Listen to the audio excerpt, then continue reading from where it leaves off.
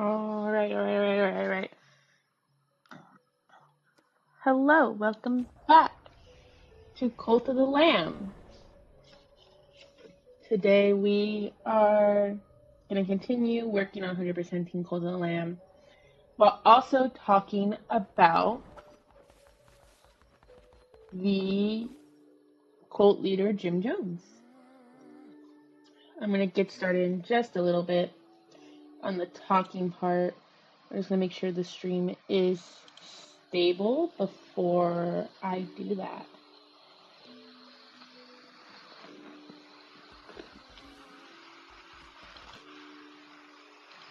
I already edited. Gameplay wise, I think the goal is to try to beat Hecate today. I actually don't know how far the heck I am. It's been a couple days since I played, so I'm not 100% sure where I'm at with the whole thing. Let's re-educate Hamish real quick.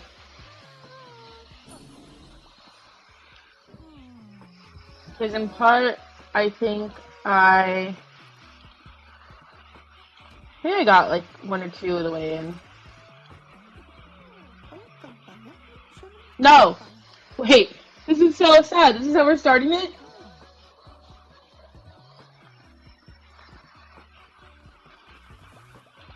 He's old!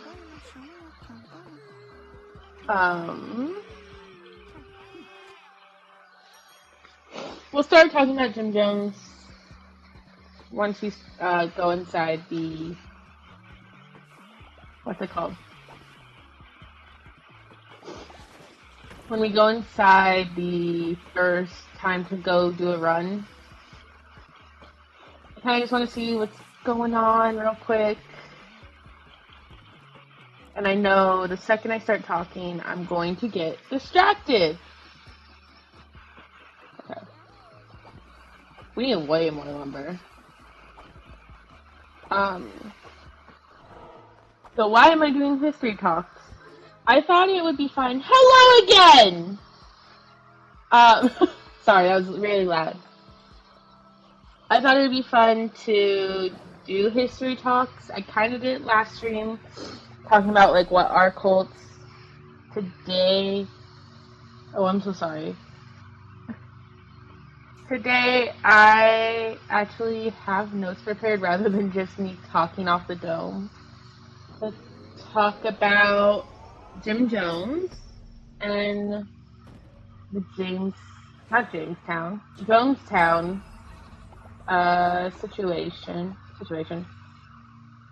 Mass suicide, murder. Oh, actually, we don't need to do any of this. I don't want to. I want to do this. No. So I thought it would be fun to kind of talk about history while playing a game that relates to cults, because this is Cult of the Lamb. I am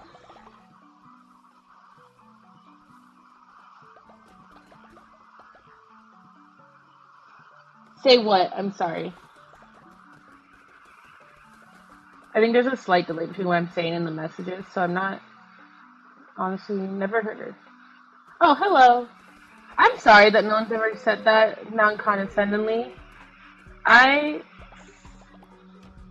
just saying hi. I like saying hi to people.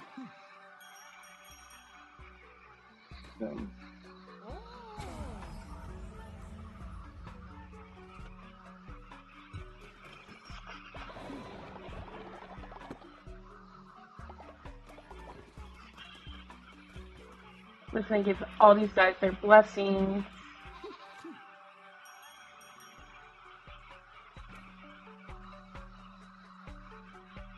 Okay. Ugh. I'm all over the place. I'm forgetting. Oh, hey! It's you. Yes, we're playing Cold Animal, talking about Colts today. Um, I think, honestly, I like history, so I did some research, and I wrote, like, a bunch of it down. I wish, I think it's, since we just started, it's gonna be a couple minutes before a gift comes out. I don't know where I put my phone. It's right there. Um,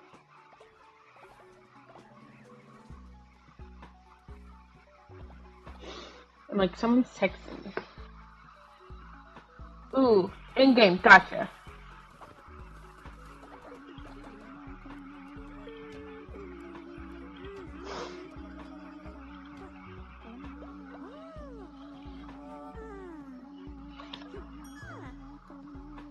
Boom.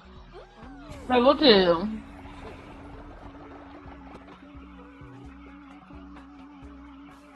Alright, let's see. Let's clean up a little bit, cook some food. And then I think we'll be ready to go in. Oh, let's also plant some stuff. Get out here.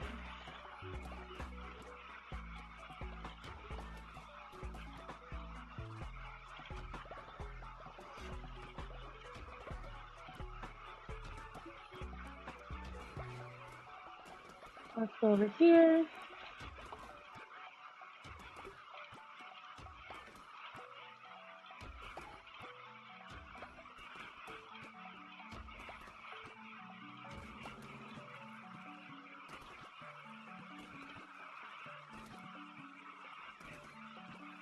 Ooh, I could use some fertilizer. Yeah, I know the mushrooms are important. I've played the game through once, like all the way, and now I just like I want to 100% it. And I also just generally enjoy the game, so I like playing it.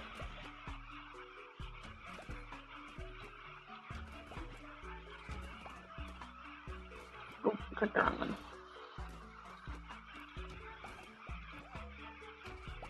Oh, leader, rumor has it that Johanna is a spy sent by an enemy cult to undermine your great power. You just can see what they have to say for themselves. Okay, yeah, we can talk to Joanna.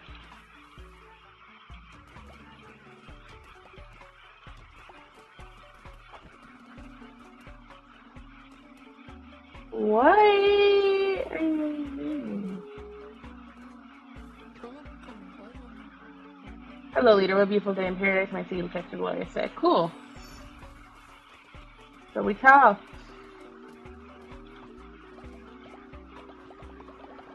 Get out of here.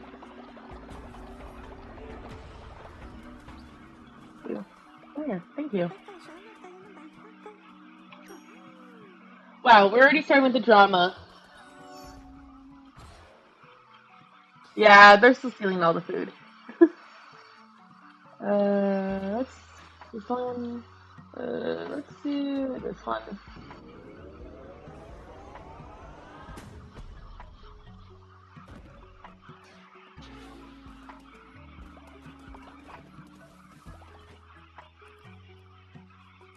Oh, I have like nothing good to eat. Ooh, no, we're not feeding them that.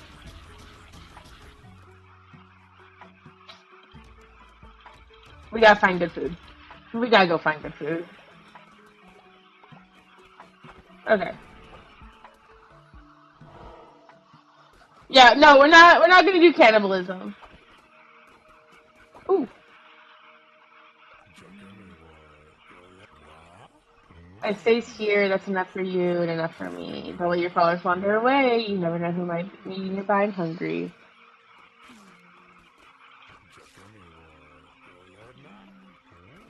Ooh. Bummer. Sorry, dude. I can't save you. I like that follower design too. It's unfortunate I can't buy followers from them yet. So we're in a room now. So we're gonna start talking about. We can't because they won't let us buy them yet. But we're gonna start talking about Jim Jones and the Jonestown Suicide massacre. There's a reason why it's hard to define it. But I want to give like some context. I want to give some context as to why, like, what's happening during that time period. Because it helps explain a lot of, like, why Jim Jones, which does what he does, and why certain reactions happen. So the time period we're talking about is the 1900s. We're basically going to be talking about all of his life. So it's from 1931 to 1978. And there's like three big things that are happening at that time. What is this?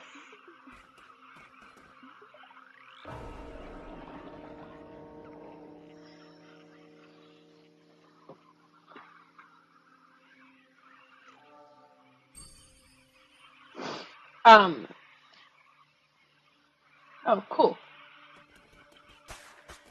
There are basically three big, like, cultural things that are happening in the background that kind of really help understand what is going on during Jim Jones's life and like rise up to becoming what we know today.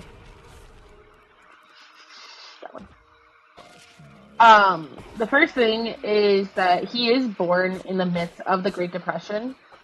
So in case you don't know, the Great Depression was like it was international. Not just like America, but it was international, where the world went into an economic recession after the Roaring '20s. 5 points of pentagram, 5 pointers of doom, 5 siblings stood at breast, 5 gods, and 1 tomb. Tomorrow, we do not wish to bother you, but tomorrow the red crown grows stronger by the day, has already succeeded where he has failed before, lest he has been slain. 5 becomes 4, becomes 3, becomes 2, becomes 1, becomes nothing. Tomorrow, rest. We will deal with this, won't we, Calamar? Yes, sister. Of course, sister. Oh, I'm going to refuse to bow. It would be funny, but I refuse. I will never bow to anyone. Oh.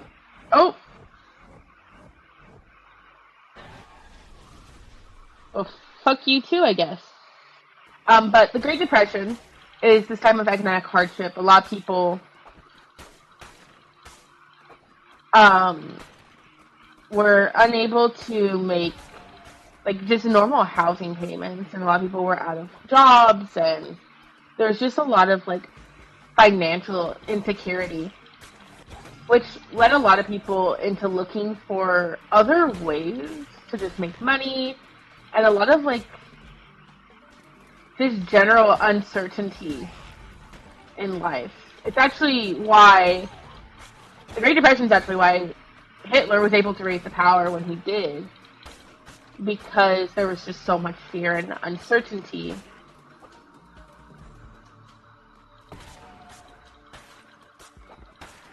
And so ultimately,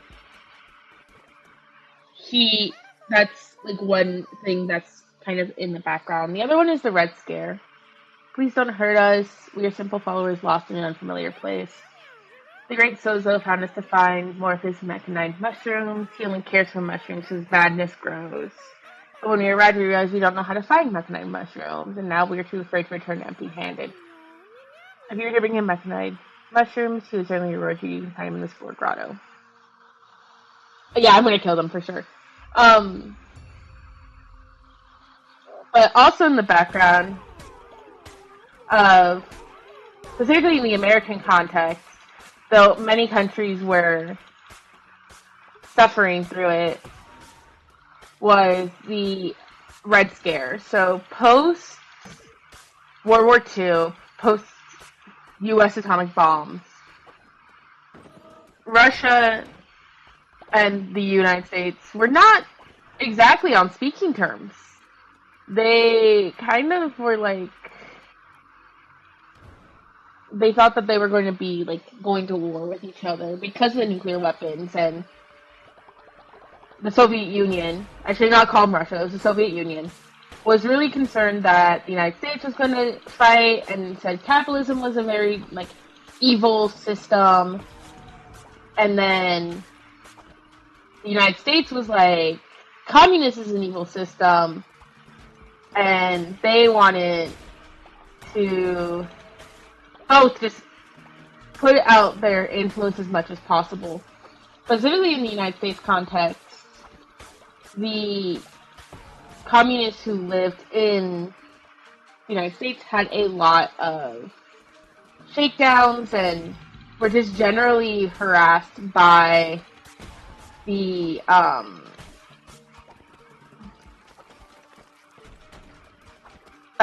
government for being Russian spies and Russian sympathizers. You can also hear the Red Scare called McCarthyism, just this general fear that Russia had found a way to, I didn't even see what that does. Russia had found a way to infiltrate the United States, and they were going to come after their way of life and make them all communists, which there was some truth to that, but not on the scale that the United States was pushing. So being a communist became a very much a like thing that people were not openly saying, and if you were a communist, you were against the U.S. government at the time, which the Red Scare, it is a huge issue during the Red Scare of people just absolutely being worried about communism and worried about what was going to happen. So that's the second component that is really backdropping this Jim Jones story. Yeah, they're not the brightest, but that's just how it be sometimes. Oh my gosh. And then the last thing, which is going to underscore a lot of things, is segregation. Because you'll come to see that Jim Jones makes a lot of decisions because of segregation. And not in like the sense of like he wants segregation to happen, but in the sense of he's very against segregation. Which was something I was very surprised about while researching. Was that he was so against it.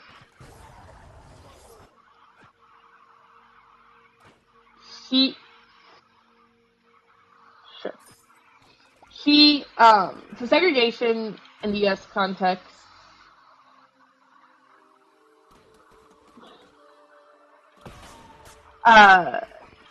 in the segregation context, especially in the United States, it was heavily like whites only, blacks only, which is the main like things that you saw. But also like you have problems with indigenous people and Asian Americans.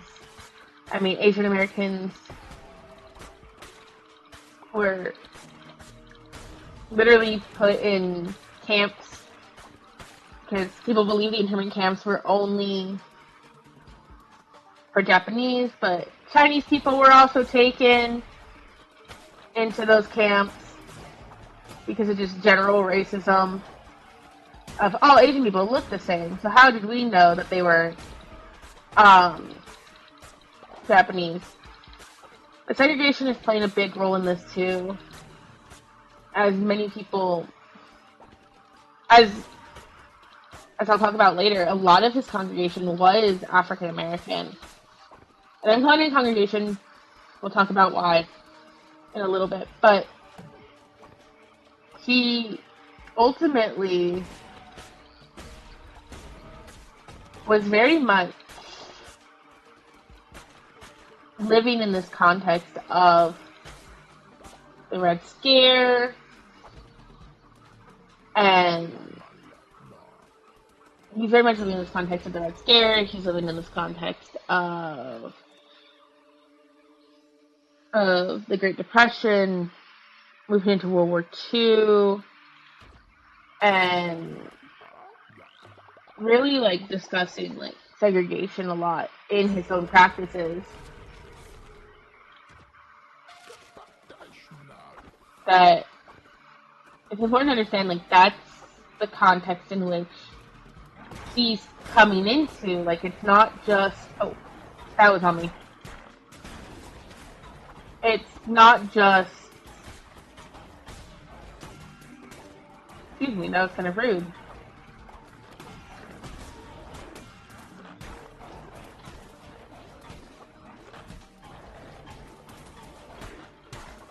And then, as we'll talk about in just a moment, give me a minute here, fire breathers. Jesus Christ. He did not have the best childhood either.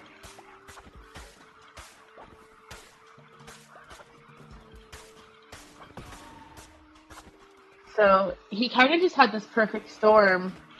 And believe it or not, just doing like basic research for this, the 1950s and 1960s had way more cults than I ever realized they had. Like,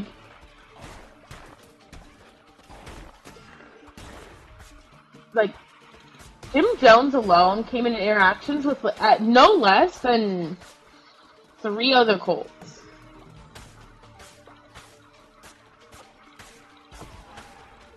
Which, none of them are obviously good, are, like, as, like,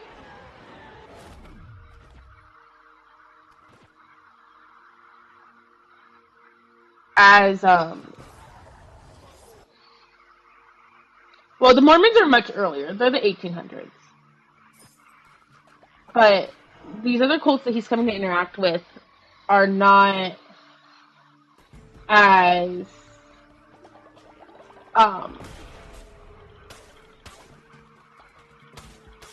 obviously not as well known as he is, but they are cults nonetheless. It's where he gets a lot of his like ideas from. A lot of his like first ideas about what he wanted to do as a cult leader comes from a lot of these like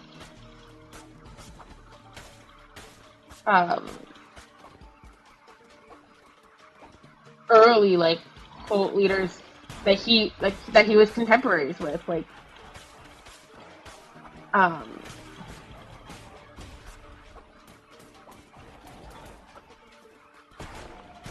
but I think it's important to understand the context in which Jim Jones is growing up with, and really like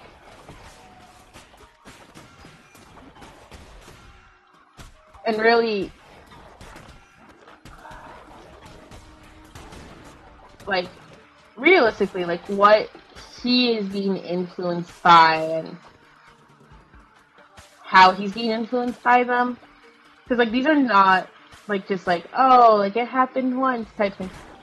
Like they are really like, these are events that shaped a generation in the way that they are acting and the way that they understood the world. And ultimately is very much the reason why I think, personally, his cult and the messages that he was preaching became so like accepted by the congregation that he was in. Because this story does end with 909 people dying. Like, that is what this story ends with, whether we like the ending or not. By the end. With a decent third of them being children.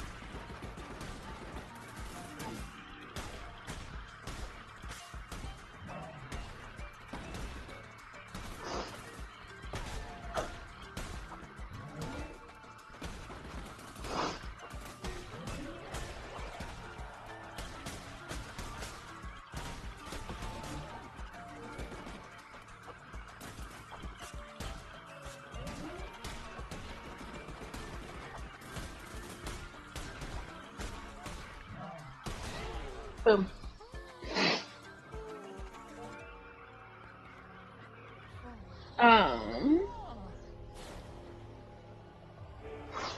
So the person that we know as Jim Jones was actually born as James Warren Jones on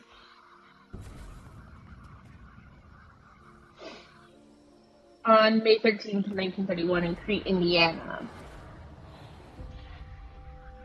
He was born to a James Thurman Jones and a Lynette Putman, which their marriage and just lives in general were not, honestly, were not the best.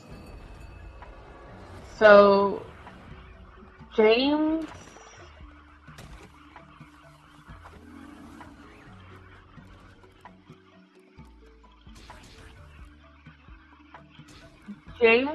Thurman Jones was a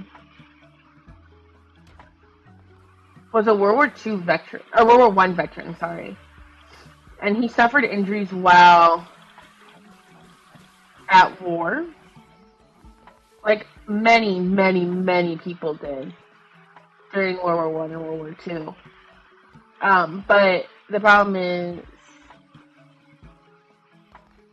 that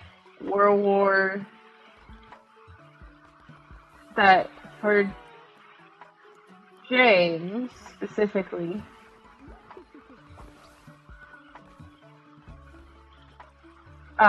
he was injured in such a way that it actually caused financial problems for his young family. And where are you going, Peter?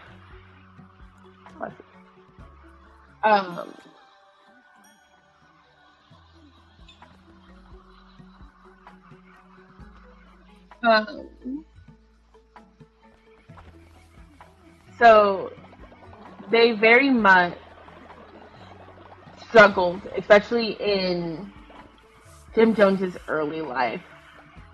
Oh, also just to make this easier for literally everyone involved, Jim Jones is going to be the one I call Jones for the most part. Anyone else with the last name Jones, I will use their first name.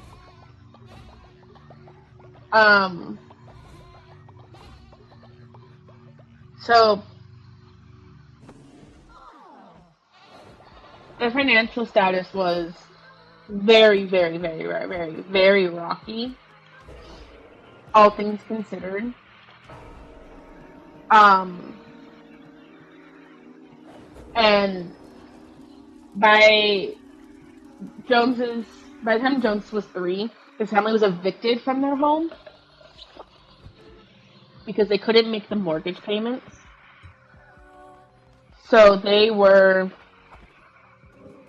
ultimately forced to leave essentially was the only home their son knew. And they moved a couple miles away to a home that was owned by some family members. Oh, That's not what I wanted. That was owned by a family member, but they had no electricity. They had um, no electricity, no running water. They had none of that. Will it let you do it again?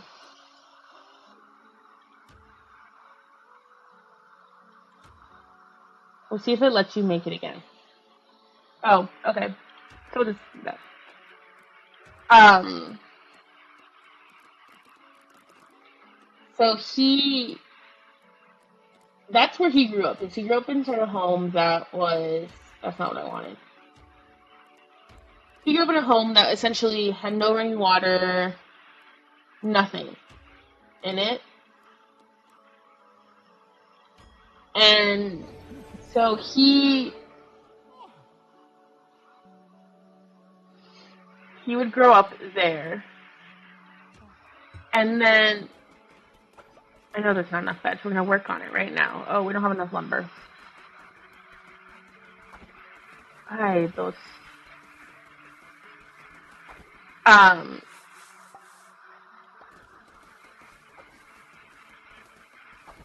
Then so, and to just add even more troubles, he oh his father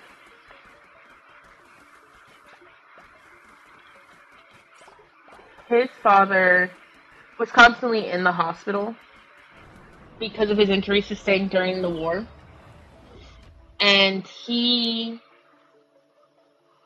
this would force his mother Lynetta to start actually having to go to work, which was not something she enjoyed. She was actually quite mad about it.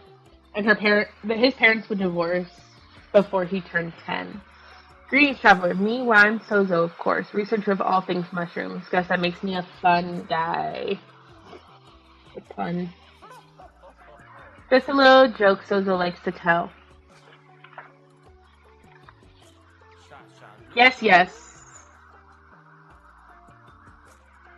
Mushrooms. Mushrooms are Sozo's passion, but Sozo needs more. Sozo always needs more. You will cook for Sozo, yes? Yes. Sozo can't trust my followers out there. They lie, they steal, they whisper secrets about Sozo. I just know it. Yeah, he does drugs. Sozo will do anything. I worship at your altar. Sozo will devote myself to your cause. I'll rip you off your head. Ahem. Sozo will show you how to use the power of mushrooms to open the fragile minds of your followers. But you do not need to use on Sozo. Oh no, Sozo will follow willingly as long as you keep bringing Sozo mushrooms. Sozo will do anything. Take the path to Anora and find Sozo mushroom. You may not have seen them before, but now you seek them, they shall be there now.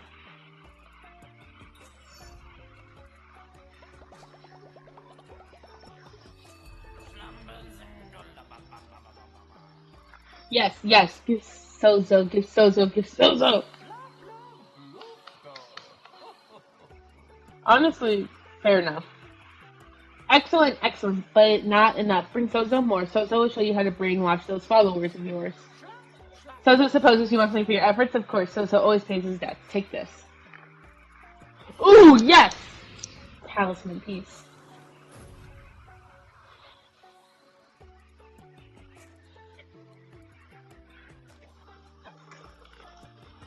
We're gonna take a quick bite of my food.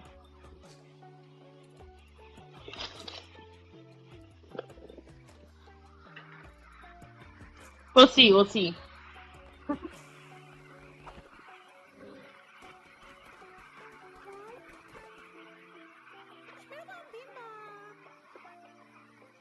Cards, cards. Cards? I don't have enough. Wait.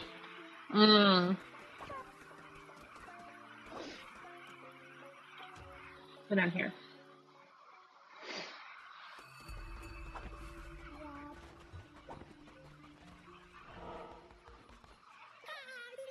Oh, let I teach you once more for aid. Yes.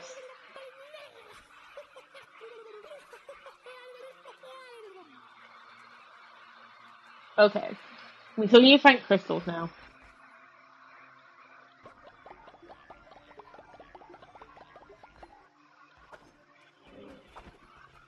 I just realized I never actually did the fishing stuff. I think you need to get the mission first. So I tried looking for it before.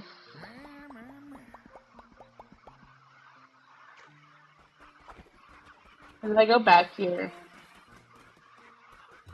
Oh, oh my gosh. Oh, it is there now. Oh my gosh.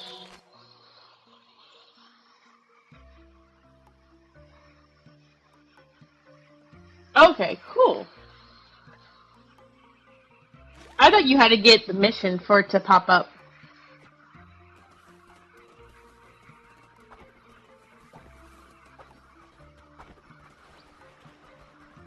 No, you have to come back here at night.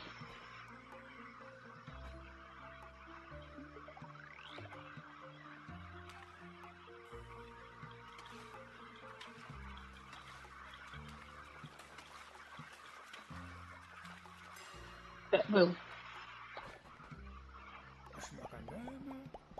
Not so useless after all. Listen, perhaps we can help one another. I happen to have caught some extremely valuable treasure in my time. Things that a fisherman like me have no use for. But to you, well, I feel like you could use valuable things.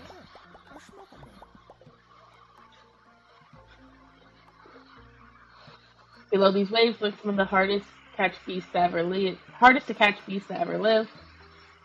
And I've been trying for years. If you snag them, the treasure is yours. Find me a crab, a lobster, and an octopus, and a squid.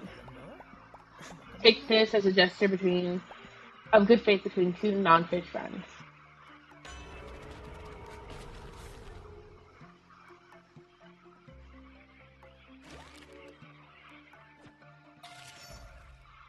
We're gonna fish for a little bit. So, like I said, like Jim Jones was absolutely his dad was in the hospital a lot. His mom's working, but he spends a lot of time by himself.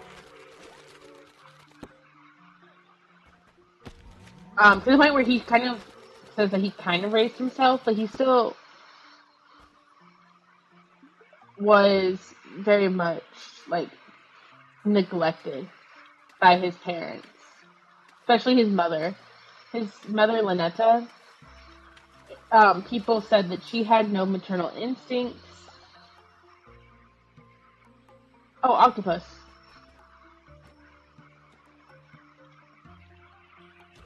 That she had no maternal instincts. Um, and as soon as I put this out of the way, I knew no mortal would have any needs of it. That's where you come in. Have a talisman. um, she would often just not feed him, not get him food. So he was very much on his own a lot of the time. And then neighbors even kind of said in the aftermath that he was kind of a weird child. Um, he was known to frequently visit the casket maker. For no apparent reason. He would just go. Um, and he was also said to have hosted mock funerals for roadkill that he had found. And he would make other children in the town like come and actually like give me such a fight that you hooked around now to us. He would actually like get them to come, and he would like really make sure that they like participated. And even if he couldn't get anyone to come, he would just host them on his own. He would just do the only thing. Um, and in part is because he started attending church and he decided that he wanted to be a pastor. No, PETA. You're first step. He decided he wanted to be a pastor, so he would start like beyond just the funerals. He would start just doing sermons, like mock sermons that he would legitimately like talk and have like hours long, just like an actual church sermon. His mother was like, you're not being a pastor, and she tried to like end this like highly religious like streak in him, which did not happen. He ended up still being highly religious. But he was also like, okay, from a squid. The elusive squid. Wonderful. Here, take this. Caught it maybe 50 years ago. No use to me.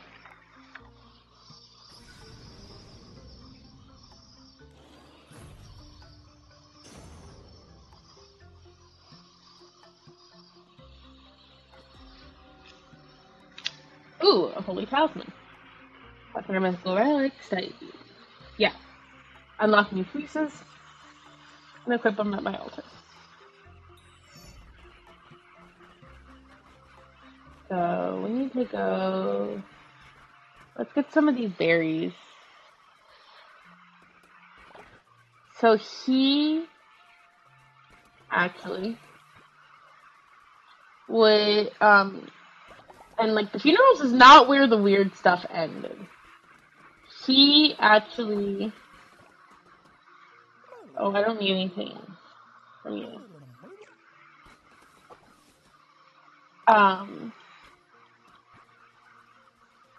So he did some other weird stuff as a child too. He actually would tell children that he had special abilities. Flowers to the young and beautiful best, they have no place in me. Please buy them, they only bring sadness now. No thank you.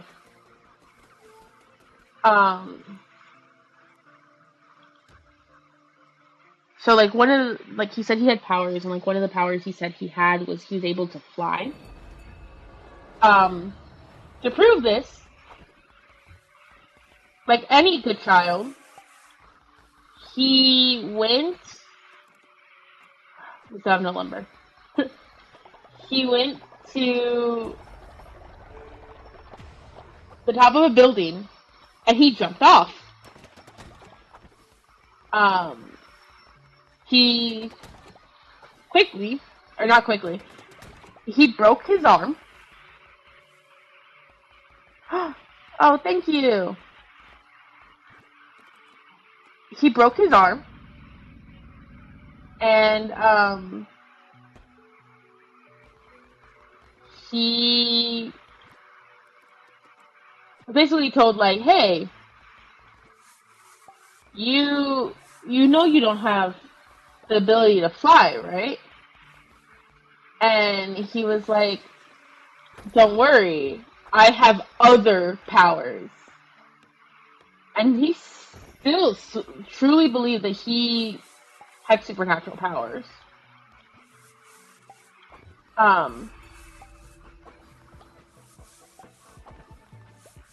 He did not care that he had broken his arm. He was like, I have supernatural powers, and I will prove it to you. Glorious leader, some elders have been cast in their souls, and they... Oh my goodness. Yeah, I know there's also a dead body. I have to get the money to... Yeah, we'll recruit an elderly follower.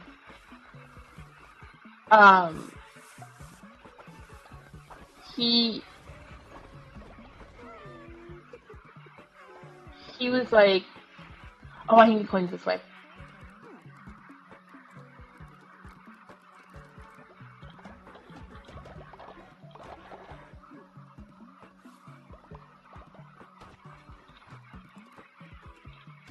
No one has to know we did that. Um,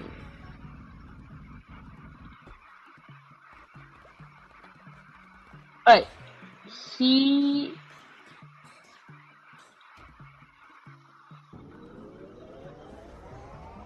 he also, because he believed he had these super. I said he. Jim Jones. Let's do that. Jim Jones believed that because he had supernatural powers, he could protect other kids as well, and he would frequently put other kids into very dangerous situations where he would put their lives at risk. Like point blank, he would like try to push them off buildings. He would like just make them like try to jump off cliffs. Like it was incredibly dangerous what he was doing.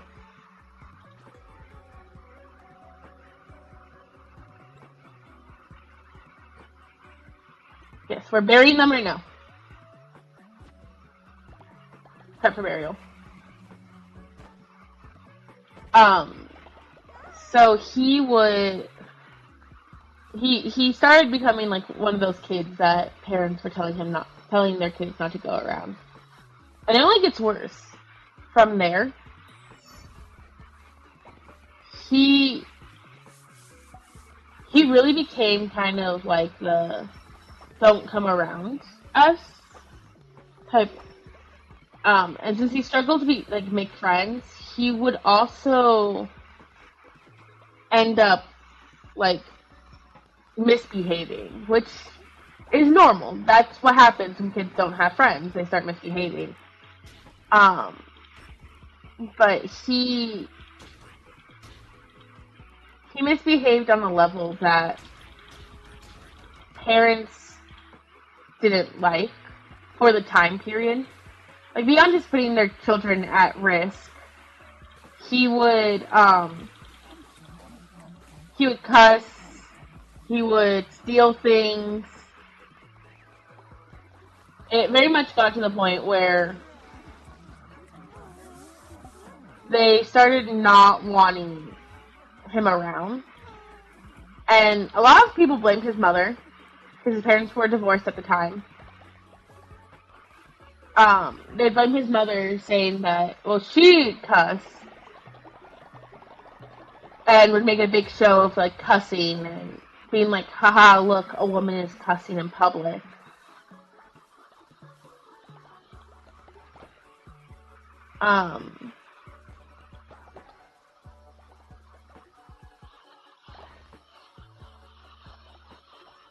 Yeah, I know I have to get the sustenance.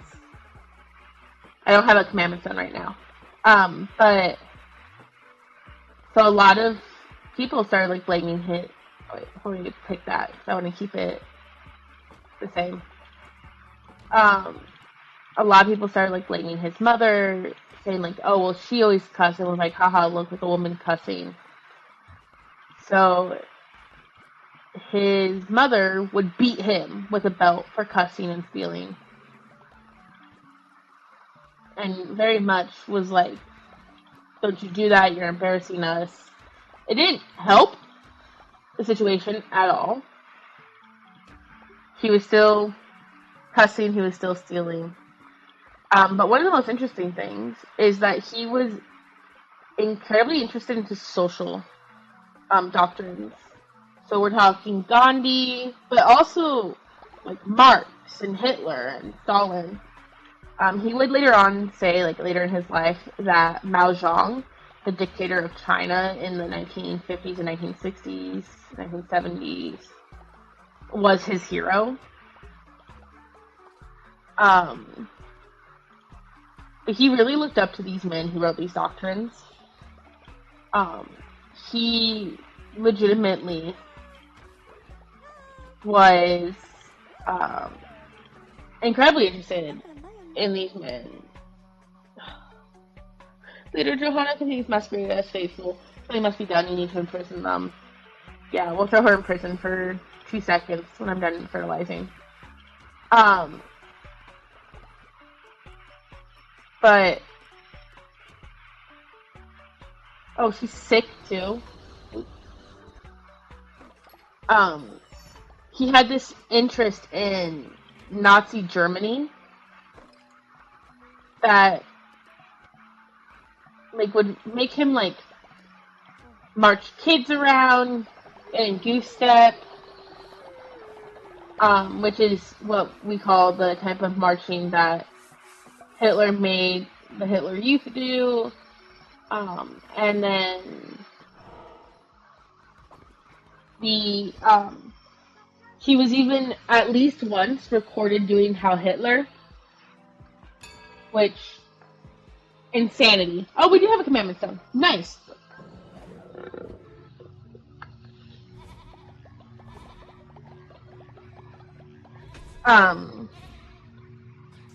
Which obviously does not bode well. Necromantic. Yeah.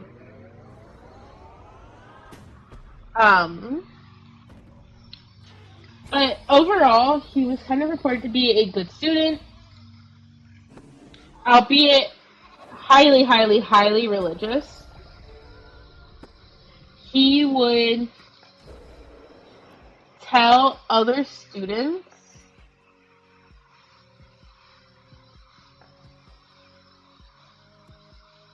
I see what I want. Nope.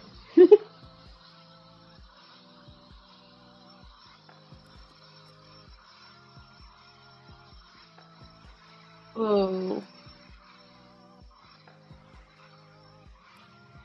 I do like this one.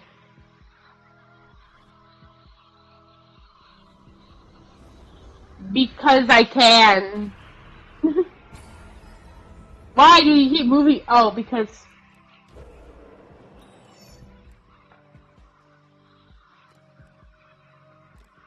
See, we can just be making. But let's get that sustenance thing. But he was a highly, highly, highly religious.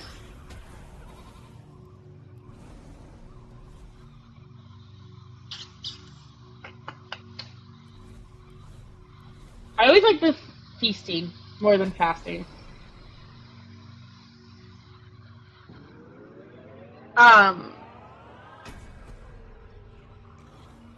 In high school, like he would go and he would do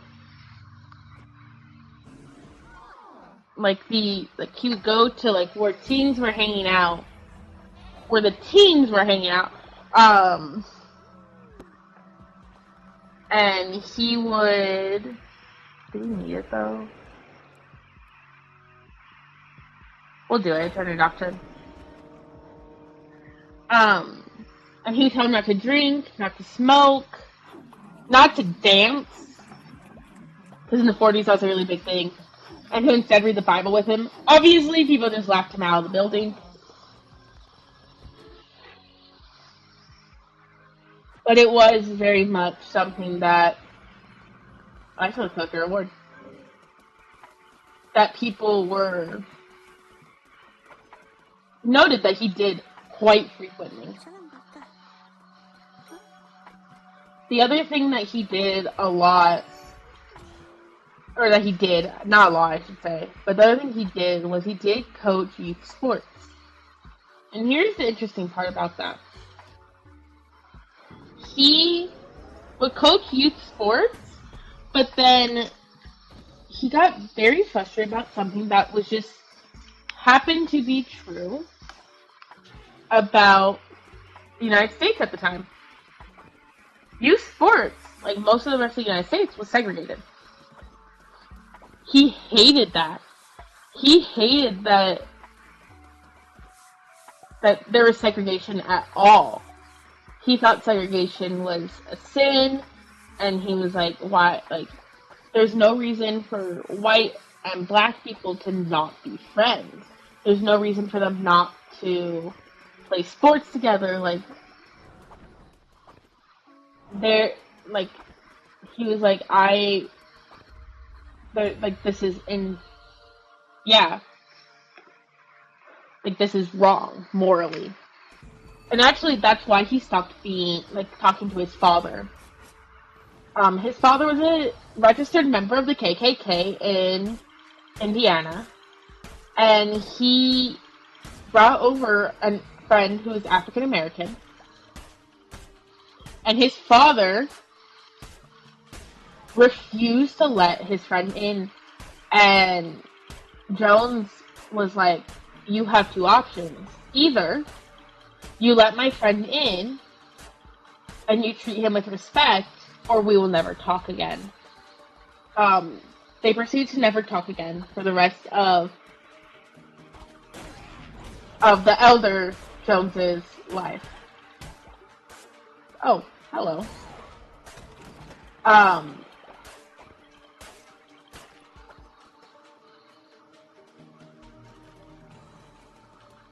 Which that leads us into 1946.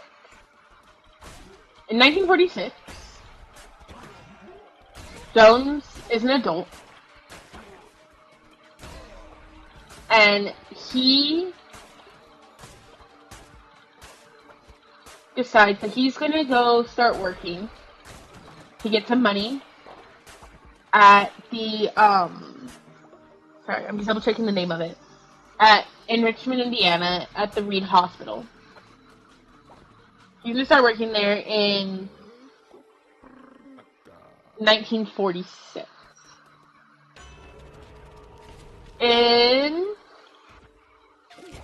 While there, he starts dating a girl. This girl's name is Marceline May Baldwin. And he's dating her when he decides in 1948 to start attending Indiana University in Bloomington.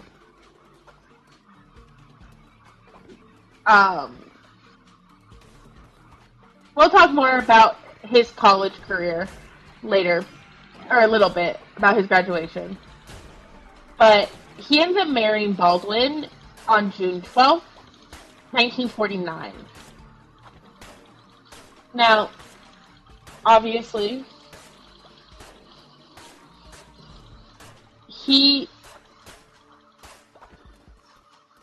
they get married and they start arguing about the church a lot. And Baldwin is a Methodist. And he starts trying to convince her that she should be an atheist.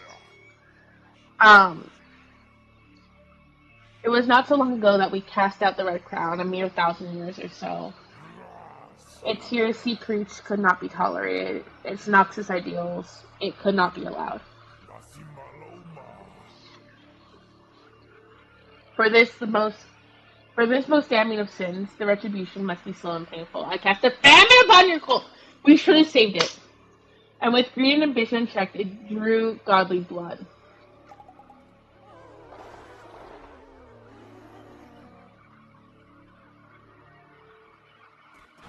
It's okay. It's fine, guys.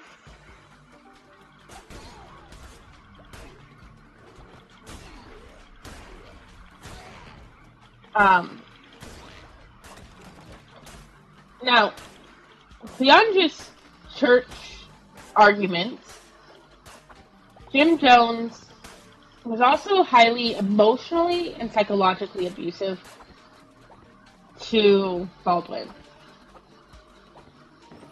Baldwin was very much dependent on him. Ooh, nice. And, ooh, I want that question mark so bad. And he was incredibly insecure. Also, like most cult leaders, a narcissist. So he would test her and her loyalty and her love for him. How does he do this, you ask? Well, let's listen to this person first. Peace be with you, Crusader. I only seek the truth and the light, but I may be of service to you. You can increase the loyalty of any follower you choose. Oh, hell yeah. I'm gonna let Twitch decide.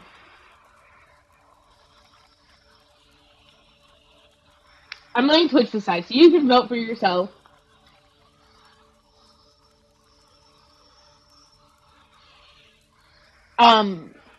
There's only... Oh, there's someone else in here. Hello. There should be a vote on Twitch. I'm gonna end it. I don't know if you were in here. What? Okay.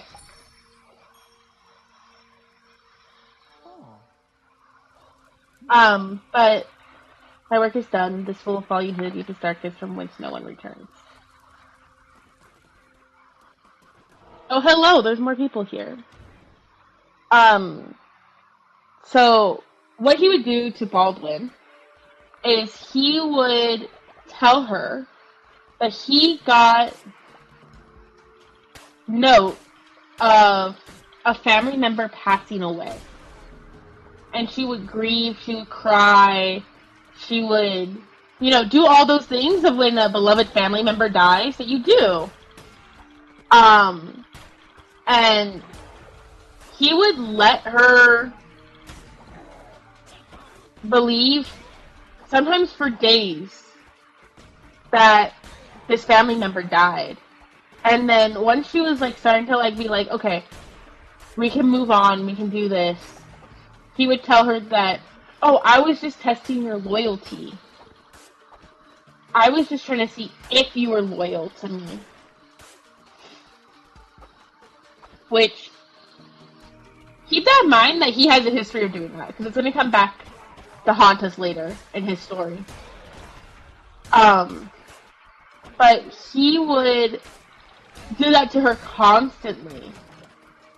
And then be test how much she loved him by how much he was being relied on during that time.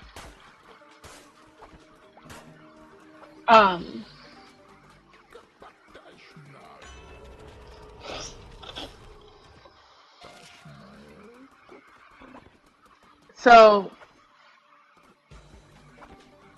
that was kind of the background of their marriage. Was he was abusing her constantly. And she would not be free of him until his death, unfortunately.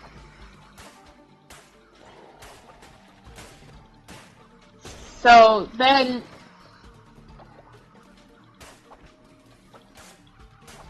we kind of move into 1951. In 1951, the communists... thank you for the diseased heart. The Communist Party in the United States starts growing.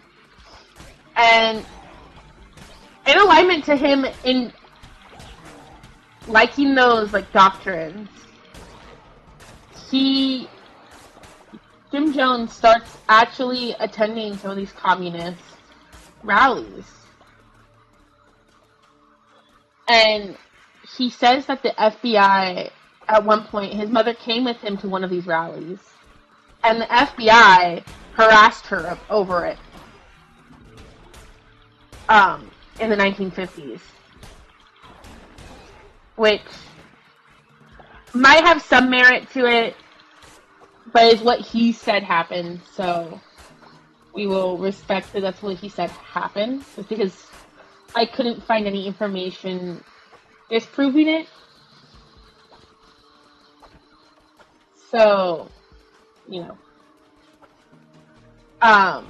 but he comes to the conclusion at these rallies that he needs to, in order to spread the communist message, hold on, I'm going to turn on the light real quick. In order to spread the communist message, instead of just,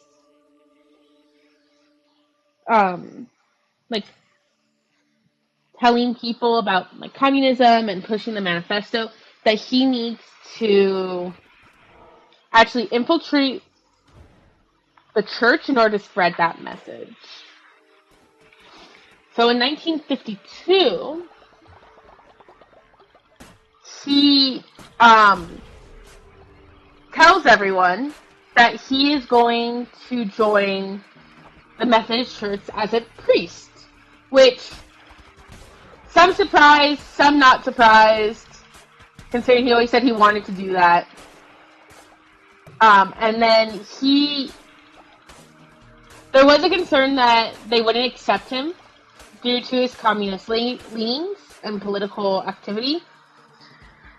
But he was surprised because there was a Methodist oh my gosh, that was stupid.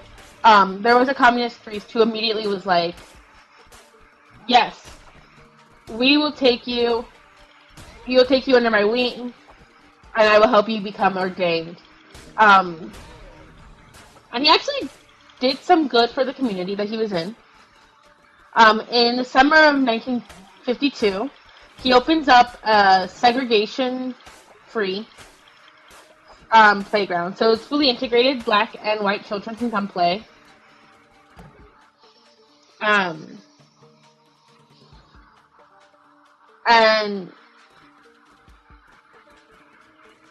he, as the youth pastor, was able to convince people to come like play in it and really like get people to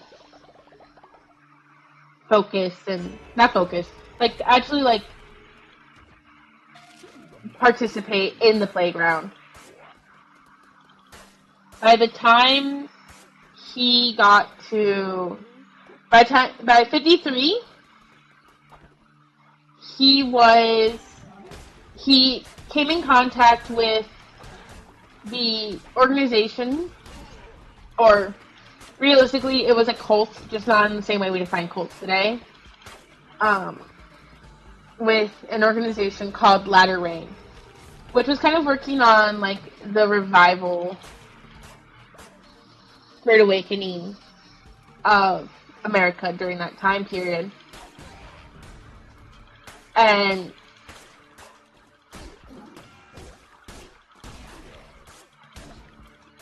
he met a woman there who told him,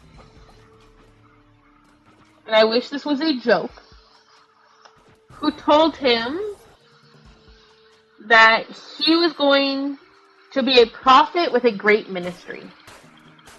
Which, for people who, like, are practicing and, like, are priests, are practicing or trying to become pastors in the church, that's not a small statement to make. To say that he would have a great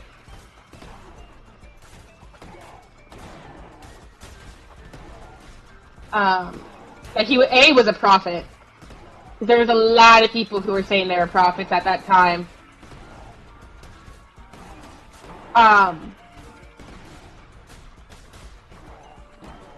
And with a great ministry, which he saw as his sign that he was doing the right thing.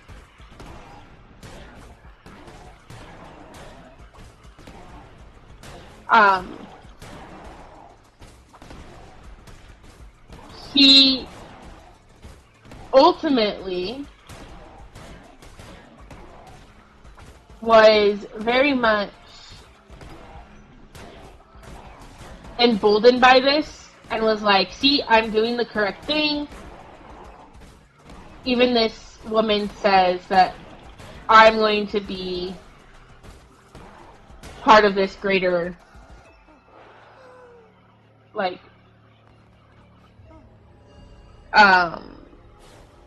thing with a bigger ministry.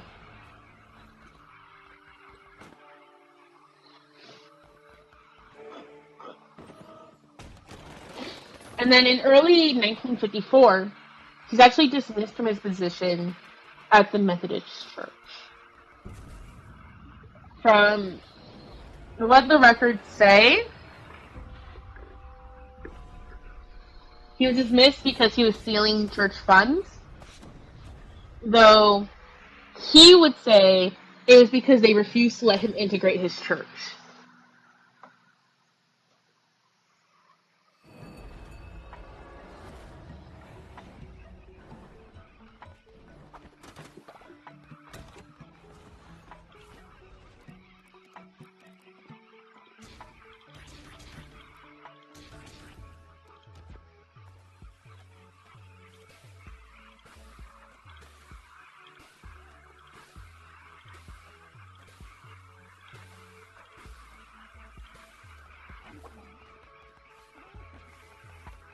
Which I don't know either which way. That has turned into one of history's big he said, she said moments. Oh.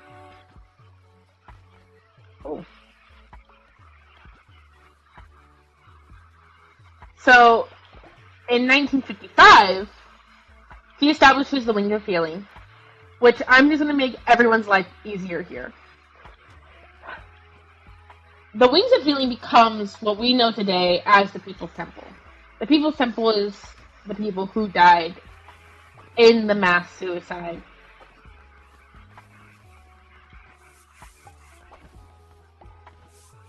They are the ones who died. And we'll talk more about that, of how it might not have been a suicide, as much as we think of it today as a suicide. But he establishes his church.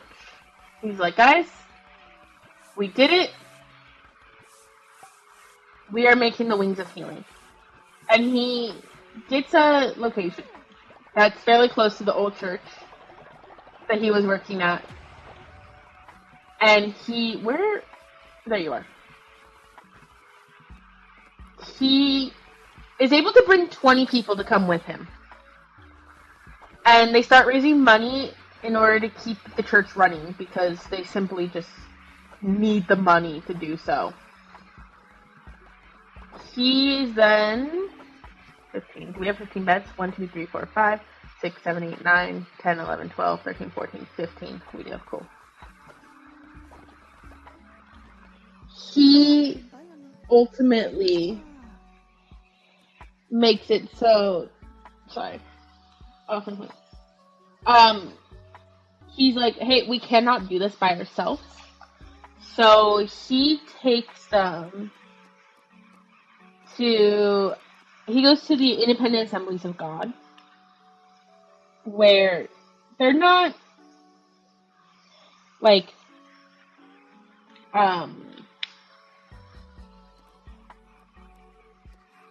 oh, yeah, follower raffle, there's someone here.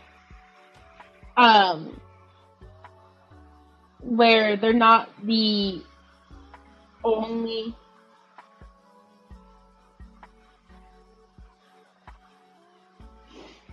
They're not Methodist, they're not Catholic, they're just kind of there.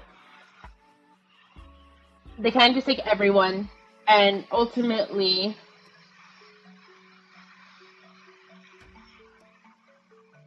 Yay! And ultimately... Oh. Okay. Ultimately, Independent Assemblies of God is like, okay, dude, you're good. You're going... We do have enough beds. I literally counted. Oh, because we had 15, not 16.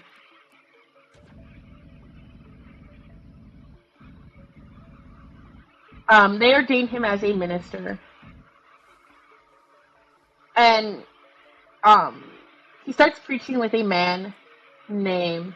Oh, what if I do that? Named William Branham. No, Agent Agneroth. It was... I have to assign him a job to do. And then... Hold on, let me... Oh!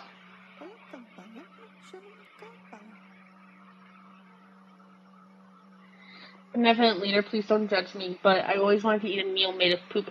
Will you help me satisfy this dark desire? Yes. um, but when I read his mind, see, his father traits are night owl, sleeps during the day, works at night. But we're gonna do this! Let's make some poop.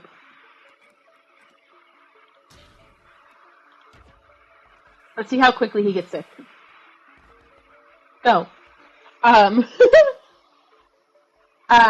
But so he starts preaching with this man named William Branham. Which did make people start actually start supporting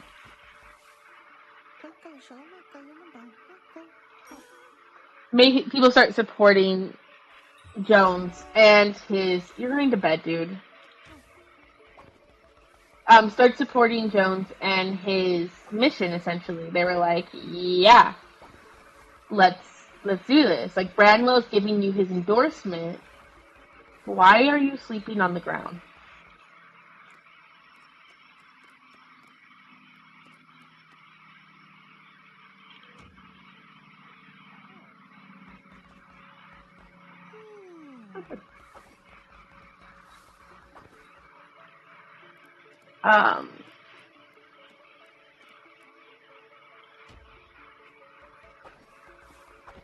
But just a little bit, it's bad luck. But so William Branwell's part of this organization called Ladder Rain. Ladder Rain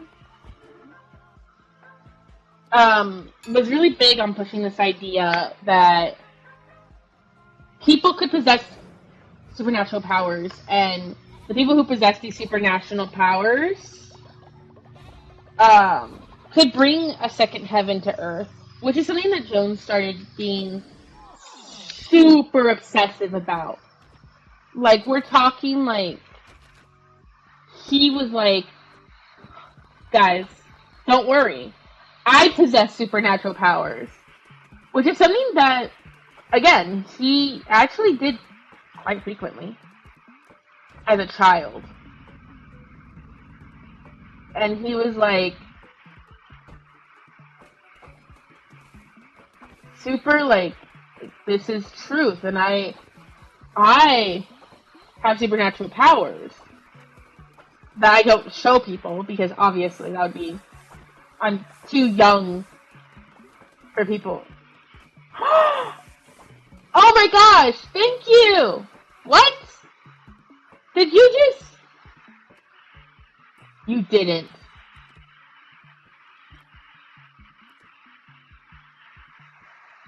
Oh. We're gonna rebury him.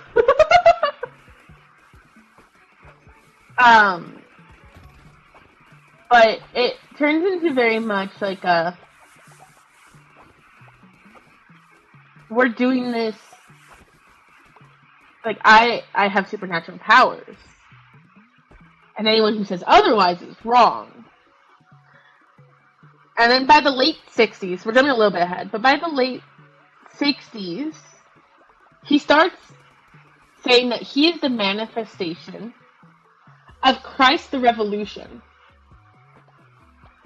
A little bit later into the 70s, he starts saying that he's a reincarnation of Elijah the Prophet, which is something that William Branham said that he was. As you can imagine, by the late 60s, before the 60s, Jones and Branham have a bit of a falling out.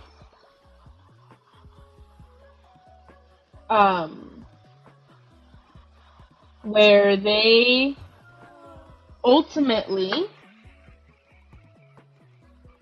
because they're building them. Where they ultimately start throwing insults at each other. And it ultimately leads to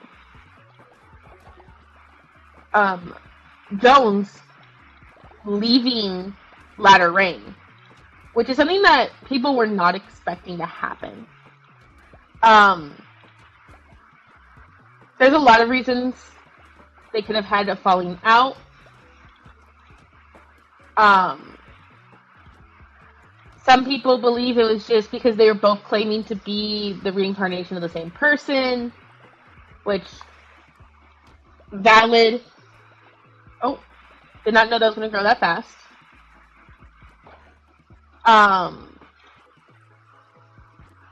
The theory I saw that I liked the most was that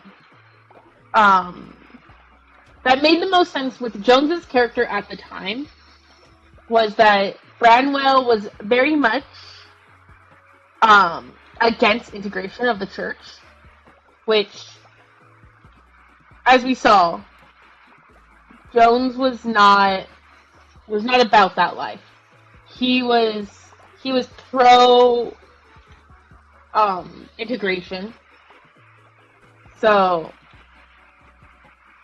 he very much was like not okay with that idea of not integrating the church. Or it could be Branwell's anti-communist lean, which for someone who is very, very much a communist, was not something that Jones supported. So, but that forces Jones to... No! Hey, Neil. That forces Jones to leave the... yeah, we can find him. But that forces Jones... Okay, so we have to prepare for burial. That forces Jones to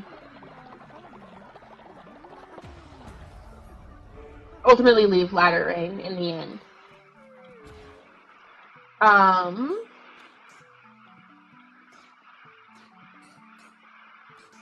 Ooh. What should we get? I think we're gonna get outhouses. We're not gonna build them yet, but we're gonna get them. Because realistically, what I want... Oh, the crypto right there.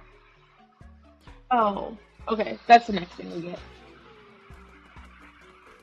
Okay, we're gonna go to Darkwood real quick. But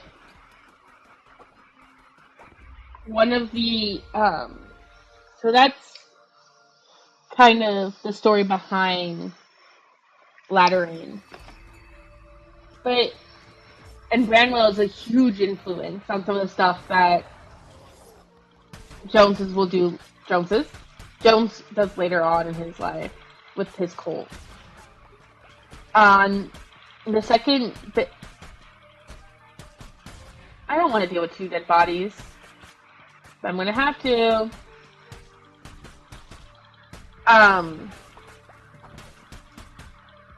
The other big influence on Jones as a cult leader is actually a man named Father Divine. Father Divine...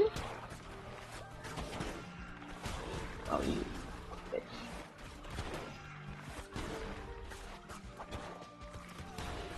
Father Divine was an African-American man who led the cult that is called the International Peace Movement. Which, I know, the irony. He believed he was... There was someone that he believed that he was the second coming, you know? Not Jesus. But he was very much... Oh, we don't have enough money. He was not really accepted by the general Methodist Church Latter Rain movement, where he was very much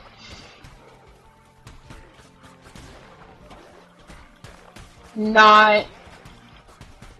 Father Divine, first of all, was African American, which was a big no-no for a lot of Latter Rain's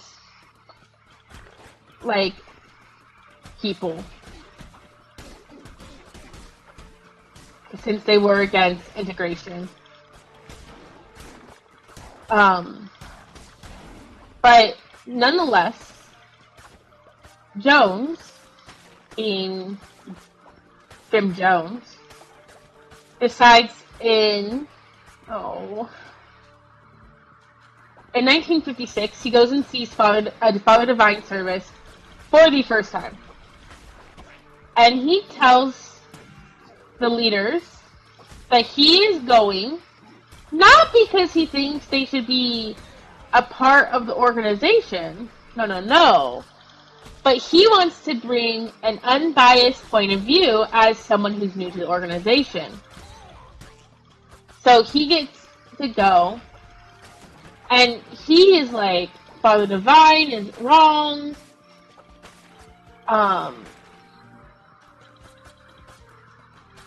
That he was against a lot of his teachings.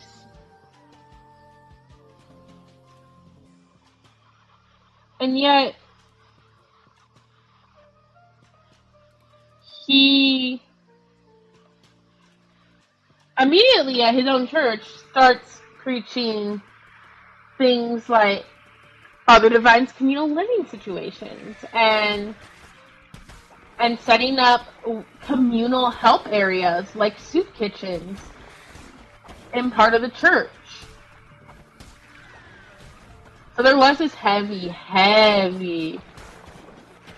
influence of Father Divine in the way that he ran the People's Temple.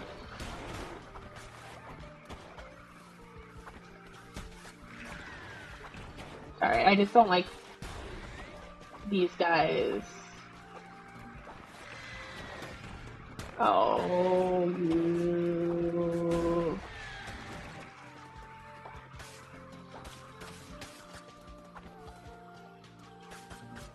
But 2 years later, in 58, Jim Jones is singing a whole different song. He is like, I am the he made a second visit, and he was like, I'm going to be the next Father Divine. I will be his successor. I am going to be like this man. When he passes away, I will be the one to take over. And he ultimately kind of freaks people out a little bit.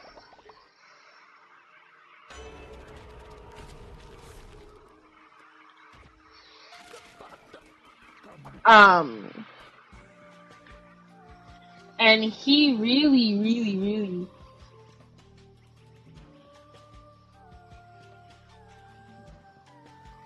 makes it so that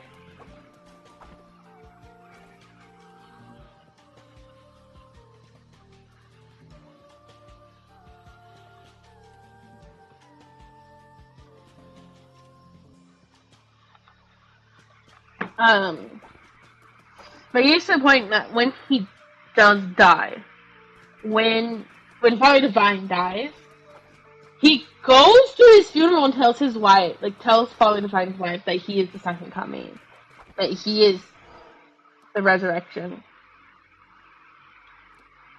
And she tells him to get out. But she tells him to get out, that what he's saying is blasphemous. Whoa. Did not know that happened. Cool.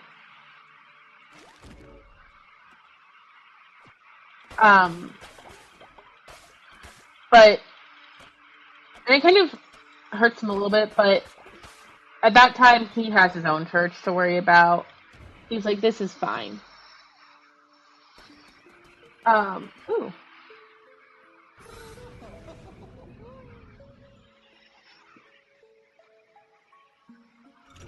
Goodbye. I'd like to cut up you guys. Um, but he really, really, really plays that he's the next coming of Father Divine for a very, very long time, which is a crazy thing to be saying.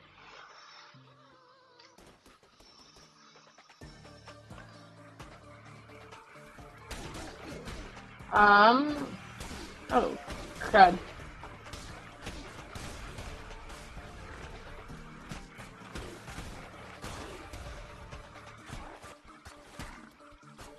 Sometimes when I'm fighting, I forget to talk. Um,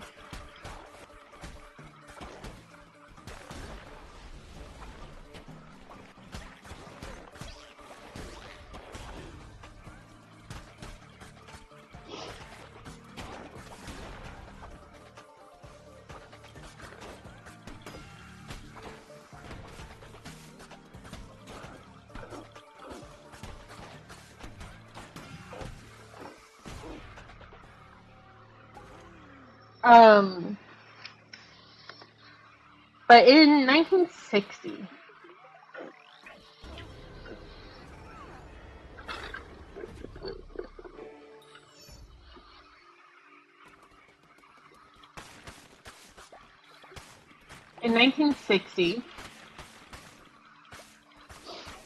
the mayor of Indianapolis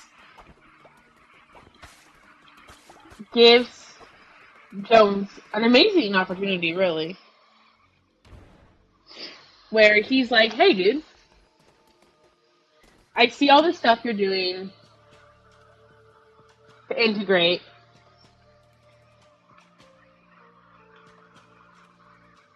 We would like you to lead our Human Rights Commission.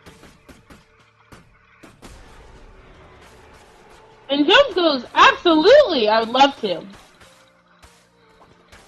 And a lot of white officials tell him, hey, keep a low profile. Don't be stupid. But Jones, ever the narcissist, goes, I will not keep a low profile. I will be loud. I will have a radio show. I will talk about this stuff on the radio. And it kind of actually helps him with the church. Because the People's Temple was struggling at the time. They were struggling with membership. They were struggling with just general, like, oops, that was a mess up. They were just struggling with general, just life in general. But he continues to talk, and he's continuing to be loud, and he's just like, hey, dudes. Oh, oops. He's like, hey, guys, we should not have segregation. Like, low-key, kind of bad. And, gosh darn it.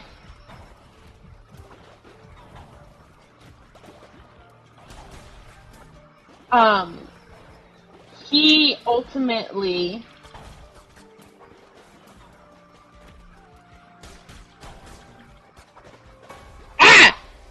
fine. It's fine. He ultimately speaks at NAACP convention, where he's actually celebrated. Like, they're like, oh my gosh, dude, you are absolutely amazing. Thank you so much. Like, thank you for coming and, like, actually supporting us and, like, trying to make sure that we have equal rights. Because he is one of the first, like, members of, just in general, of the church to be like, hey, maybe we should follow the Bible. And it actually helped him a lot, this like early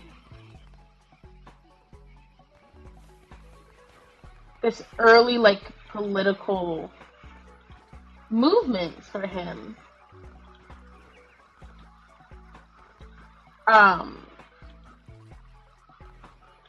He was incredibly successful as the Human Rights Commissioner. He was able, oh my gosh. He was, oh my gosh. Everything's going to hell right now. He was able to really like make it so that I need more coins? What is happening? Oh my.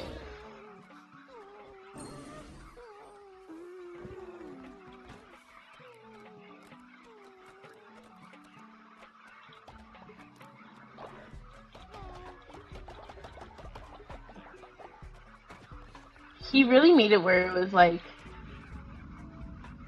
he wanted to make sure that they were actually integrating. They weren't just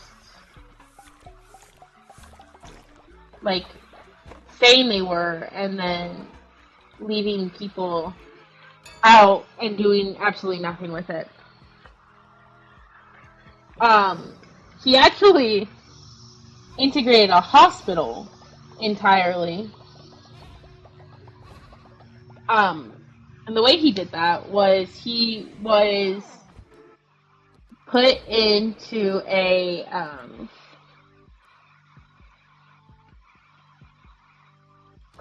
let's do it. He had a medical emergency where he collapsed, and he was brought back. He was not brought back. He was brought. I said back because of this. He was brought to the hospital, and he was put in the black ward.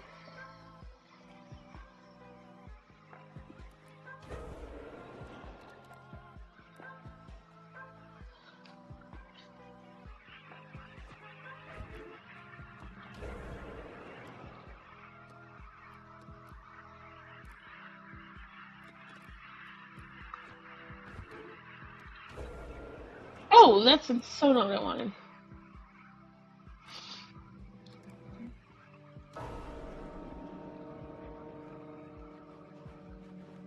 No, I don't want to.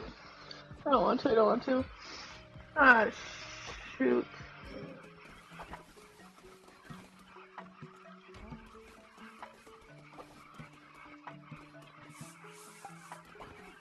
Oh, crud. Crap, crap, crap, crap.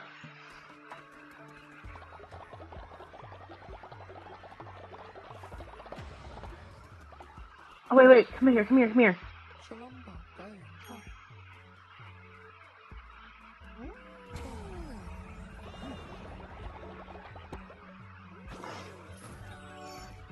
Okay, okay, okay, okay.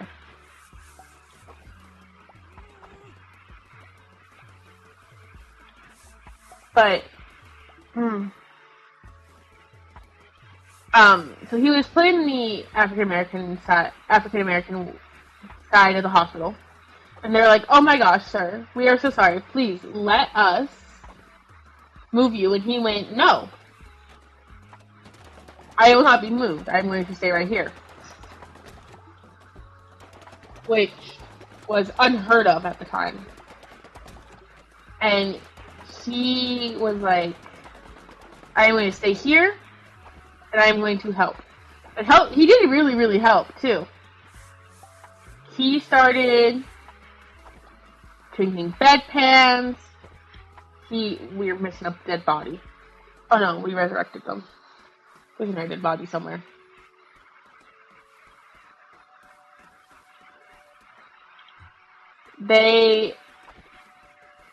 he was starting to like help them give medical care, read last rites for people. Oh my gosh.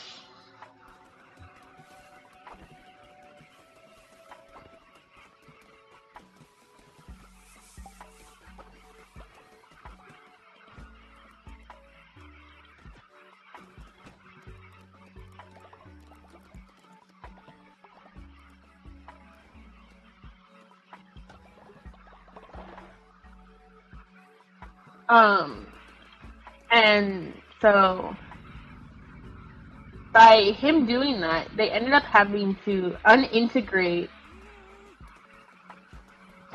desegregate, not unintegrate, desegregate the hospital. And ultimately, it was just a testament to how much he, like, was actually super successful with just general life. He was able to do so much with so little.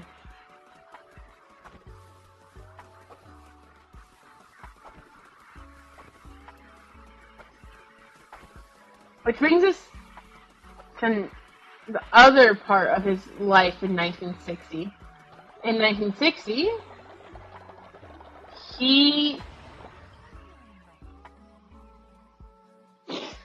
he brings the temple and he reclassifies it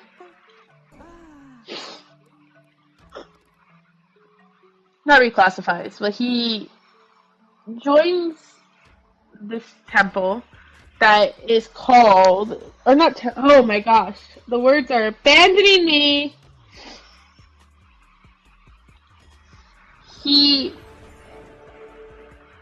Sorry. He becomes a huge target in 1864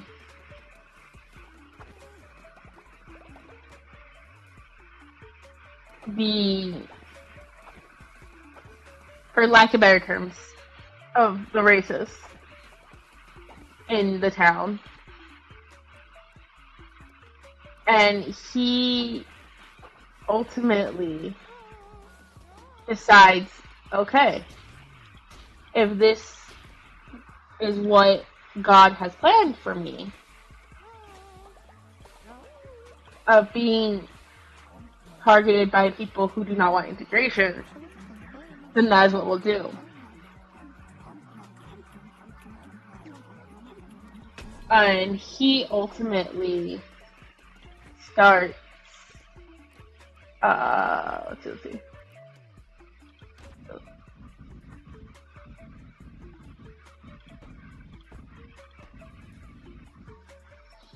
He actually gets more members in his congregation who are African American.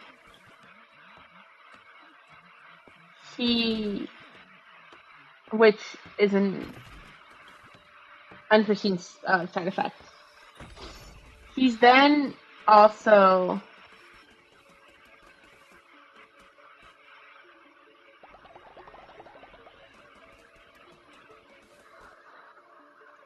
in 1960, he starts integrating his church with the Disciples of Christ, which is another like organization that was like, we accept temples and churches of all types.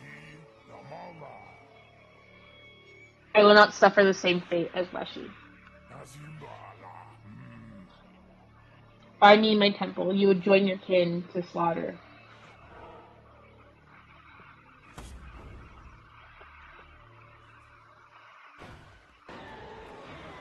Oh, right, weapon.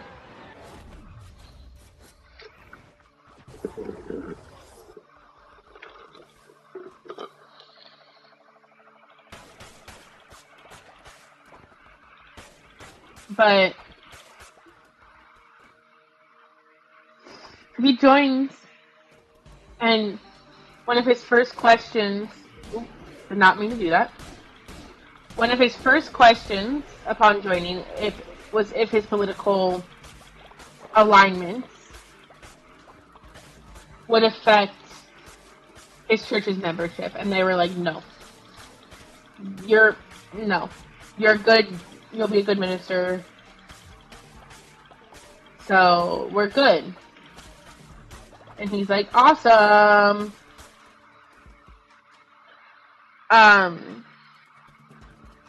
So by 1964, he's ordained as a minister with the Disciples of Christ.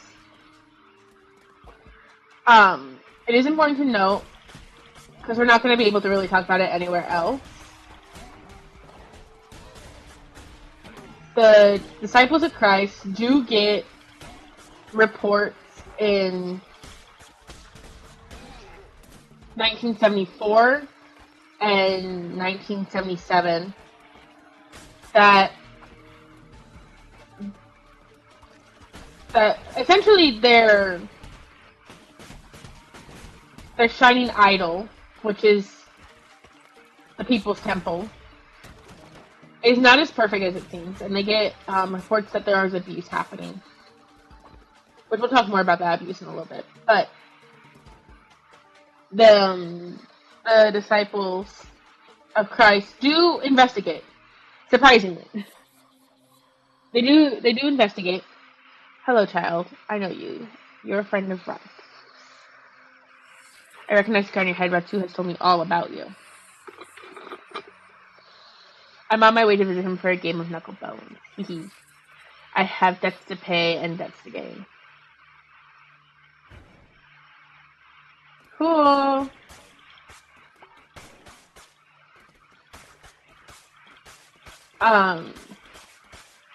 They do investigations as those reports come in, and they find no evidence of abuse, which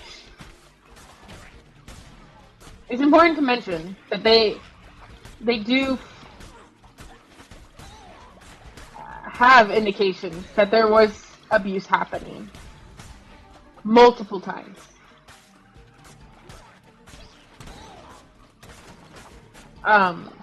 But they find that there's none. So, for me personally, it raises the question of,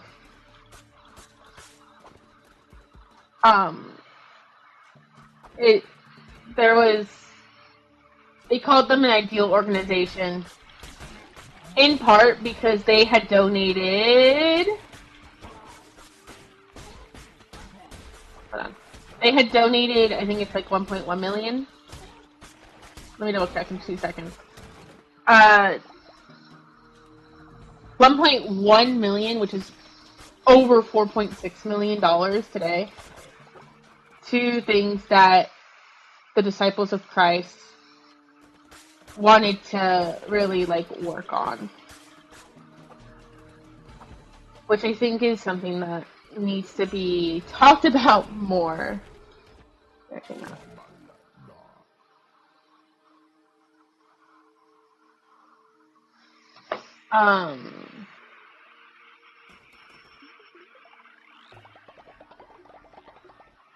Which I think is important to note that may have influenced the rulings of what was happening.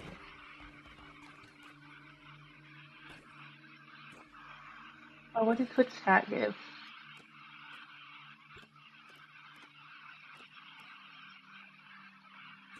Oh, dope.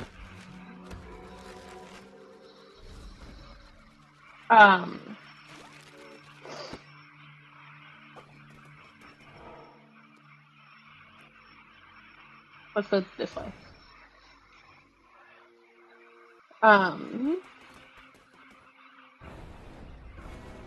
Fingerprints and hits. Because the administrators haven't disappeared. Ah! Oh my shit.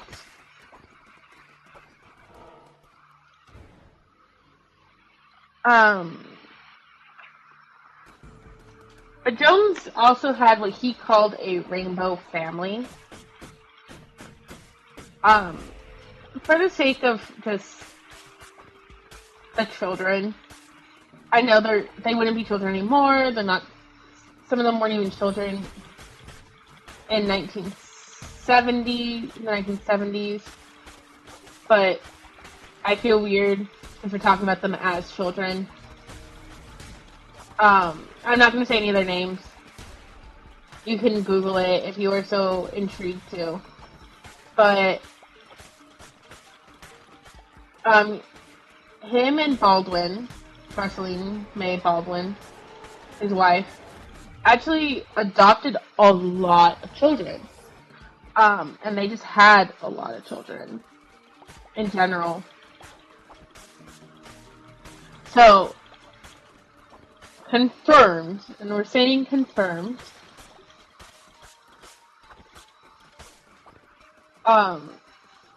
he had one bio child with his wife. He had another child with a woman named Carolyn Layton. He also adopted a Native American child, 3 Korean children, which he used to kind of like encourage people to adopt children after and during the Korean War.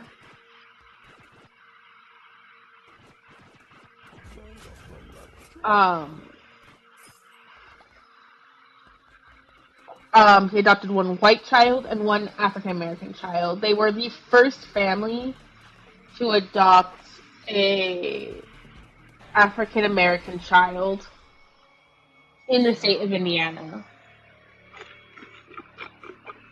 The one you serve, that monster we have put in chains.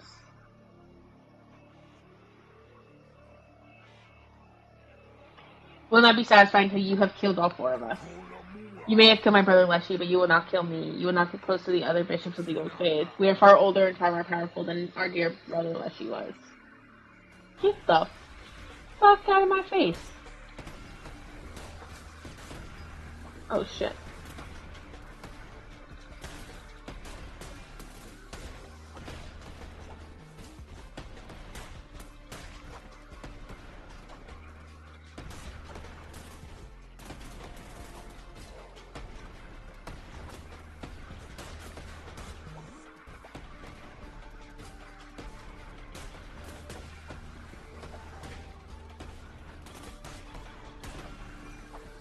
Oh my gosh.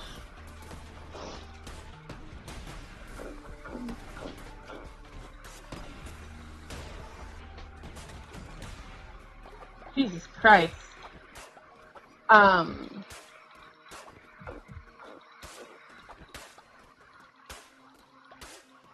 He called it his rainbow family, and he was like, everyone should have rainbow families. You should adopt other children, and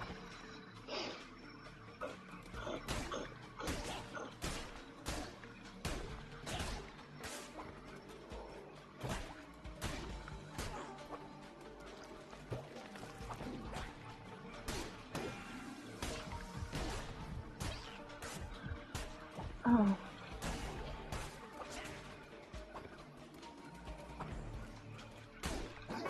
Ah!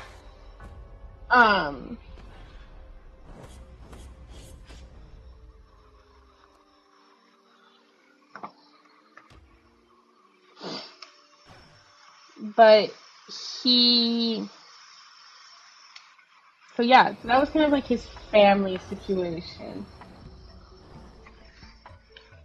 And then in 1961, he starts saying that he has a vision. He has a vision that Indianapolis is going to be destroyed by a nuclear weapon. Where this idea comes from, there's a lot of people at the time saying it. So he decides, hey, we need to go down to South America. Which, okay, South America. So he heads down there. And his whole family moves down there. And he starts burning through money. He loses money going down to South America. And so he tells the church, he's like, hey, send me all your revenue you possibly can, so that we can find a home down here in South America. And they do. He starts losing followers while he's in South America because he's not there. And they ultimately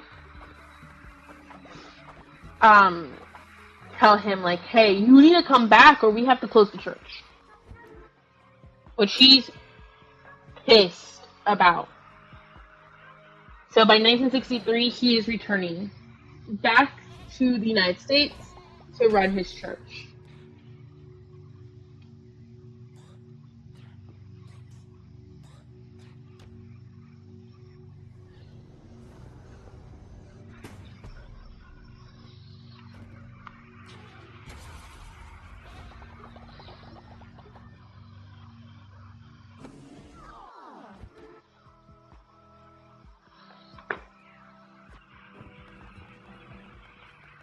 So he goes back on the revival circuit to make more money, bring more followers under him. And he convinces his congregation that in 1967, Indianapolis would be destroyed. So they had to flee to Northern California, which is a choice. And he decides, he's like, guys, come with me. We're going to set up a home base in modern day. It was called that back then as well. But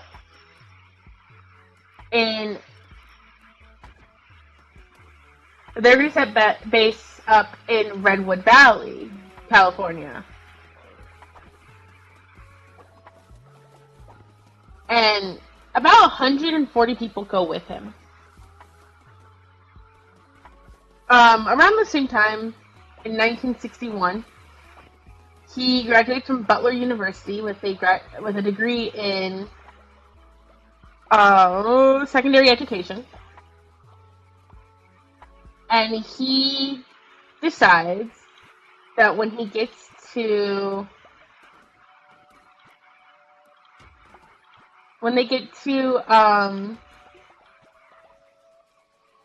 Redwood, he starts teaching adult classes.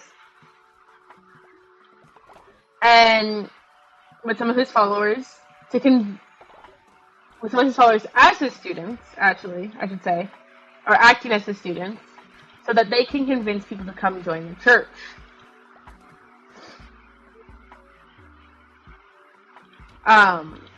It actually really works. They have a lot of people come and join the church. Like, we're talking, like, they jump their numbers a lot in those first few years of being there. They also convinced a lot of their Indianapolis congregation to come join them in Redwood Valley. And it grows to the point that they're able to open up a headquarters in San Francisco. He starts like pushing it a lot more and have a lot more people coming. So it makes his operation grow really, really rapidly. He's then able to. Oh. Um. So by 1970, interestingly enough, he starts claiming that. No.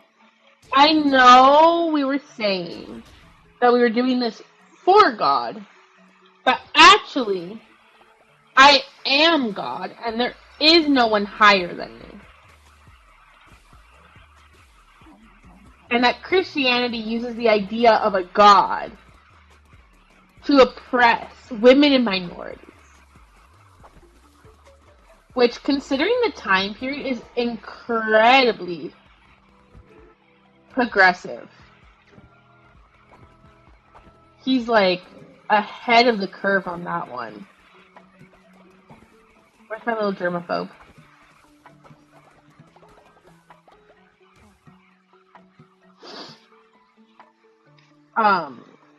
He starts saying that he was God's socialist, that but he was extremely careful not to say these things in front of other people. Anyone outside of his church did not know that these were kind of the things that he was saying, that he was reiterating.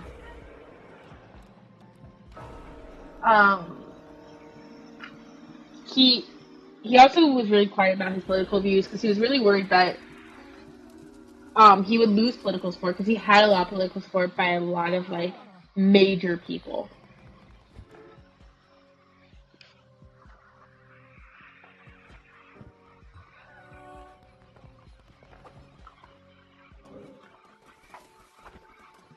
Some people like supported him was like President Jimmy Carter and the First Lady. Like, that's crazy. And just the amount of support he had was insane. But it is important to note that he did start using very heavy drugs. Hi, Gifographic. We're about to start talking. We're still talking about Jim Jones. But so Jim Jones gets to California. On top of like all these other things, he starts using extremely heavy drugs.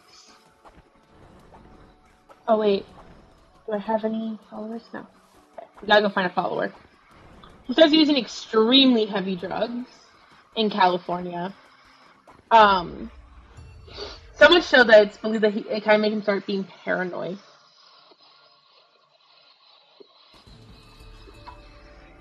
Ooh, heavy attack button. Ooh, what's my heavy attack button? Who knows? But he starts like showing off this fear and giving fear to his congregation. So like he was like, the government is trying to destroy us. They don't care about you. They would rather you dead. Like they're gonna bomb Northern California. He was going hard. So he starts using this planning committee, and this planning committee's only job, they're full of like his top leaders and most trusted people, is to ensure that everyone's lives are completely involved with the church. There is nothing else. And he gets it to where everyone who's in the church lives with the church. Like, there is no outside housing. All their assets, all their income, turned over to him. He's in charge of them. He will make sure that they are okay. It's the communist way of living. And um, he sticks with this too. And people are entirely devoted to him and the cause, as they call it, the cause.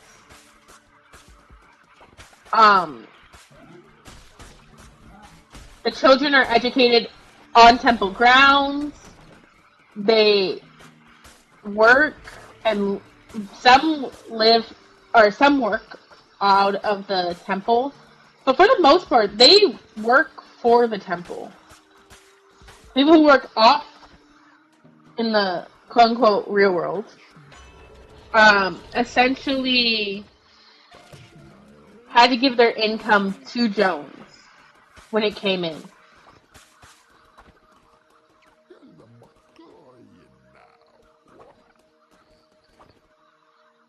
Sorry, I'm just checking my notes. However, this also means there was a lot more reports of abuse that were coming out. Such as he forced women to get abortions. That he would require sexual favors from the women of his congregation. And that he would rape the men quite frequently.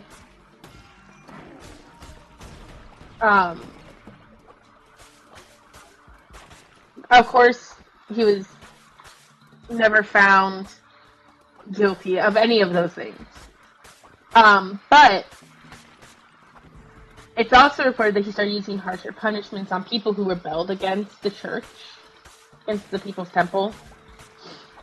And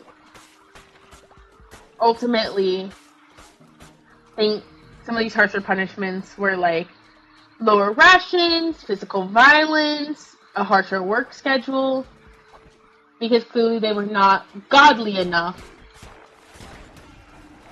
Ooh. They were not godly enough, so they had to find ways to rehabilitate them. By the 1970s, the temple had enough membership that they were opening a place in San Francisco. They opened one in Los Angeles. They really, no, Gail! They were also just getting a lot of political support. They got political support from, Governor Jerry Brown of California, who was the governor of California twice for a very long time.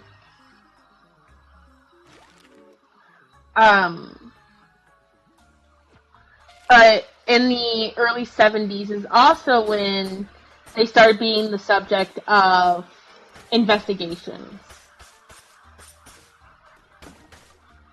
He was arrested once in 1973 for masturbating in public. But curiously, Curiously, there's a vote happening. Curiously, he was dismissed. The case was entirely dismissed.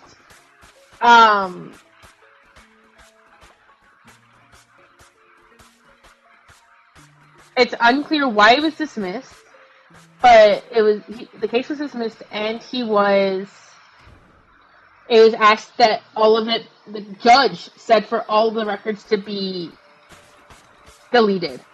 So it's one of those giant questions of well, what did he have on the judge that made them do that? I didn't see what Twitch chat got us. A demon! Ah! Thank you. And then this is where the story starts taking, because because like this whole time, like we've kind of been able to be like, okay, like it's not looking great, but nothing has concerned anyone. Like,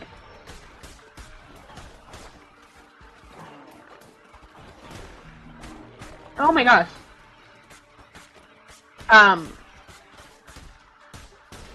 So in 1974, because of all this bad press, he suddenly has a moment that he's like, we got to leave. The United States is coming after us. They're going to be destroyed. The safest place for us to go is South America. So they buy some land in a country called Guyana? Guyana?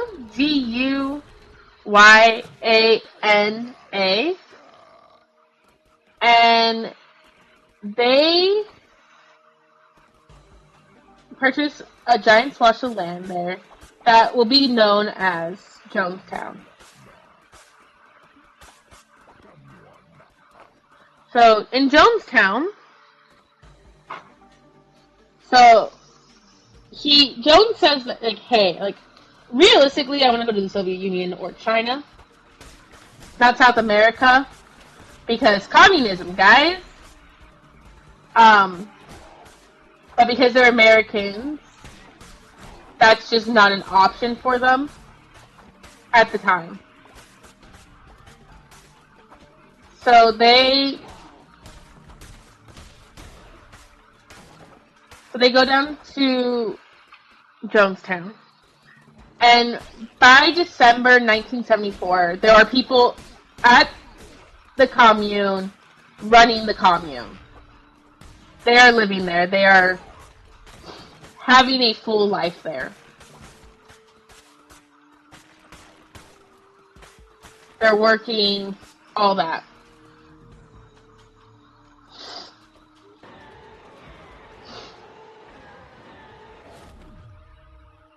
It's not the best, but there are people there.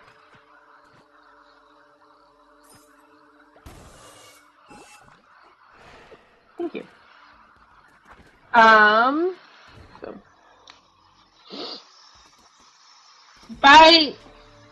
in the early months of 1977, there's only enough people to run the commune to start getting it ready. But by May 1977, there are 600 people there, with 400 more people following in the next couple months.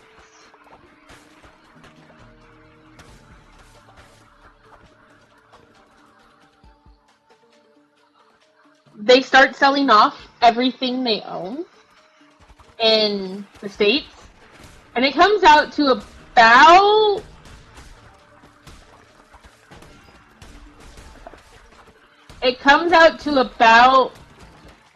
$10 million, which is about $42 million today, accounting for inflation.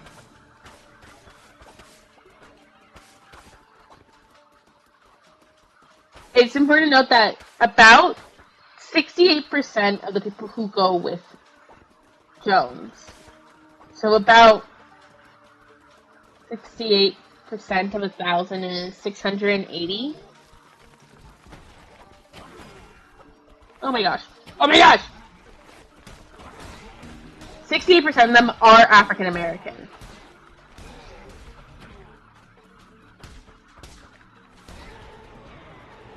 Showing just kind of his commitment to integration as well. Originally, he has the workers working 11.5 hours a day for 6 days a week, but as he gets sick, so his wife takes over, and she changes it to only 8 hours a day, 5 days a week, which is a huge difference. But afterward, members of the commune have to go and um, go to like 8 hours of like sermons and lessons hosted by Jones. The whole point, from what can be understood, is that he did this so that they were too busy and too tired to escape if they wanted to. But that's all going to change in 1778. In the beginning of 1778, some people who escaped the cult created an organization called, I'm blanking on the name of the organization. Oh wait, I'm sorry. There's one other really interesting fact. He, in these sermons, would make people say that everyone was a homosexual except him. He was the only heterosexual in the world. Like, that is insanity. That they were to think that he was the only heterosexual. It was ironic. Finally, I have been looking forward to this. Make your peace, creature, you will not be leaving this temple. It was ironic since he was bisexual. He was sleeping with men and women. So former members made this group, and they submitted a formal white paper in January of 1878. In 1978, oh my god.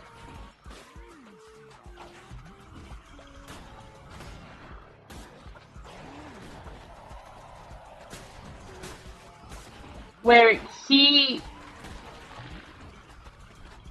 they accused Jones of keeping people from leaving, of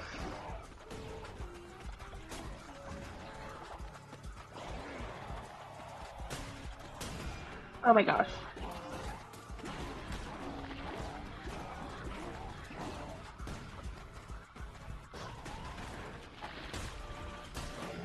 Ah!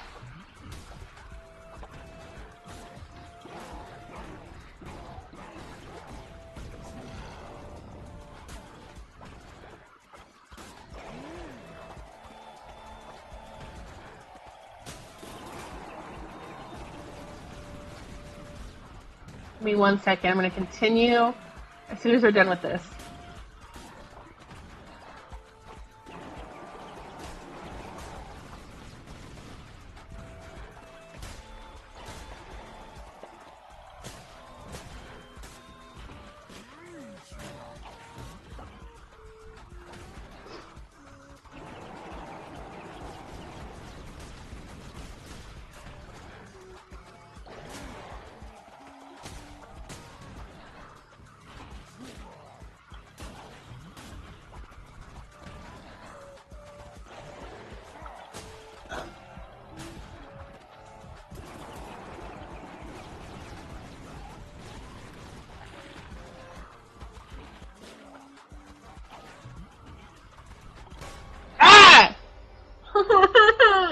That's okay.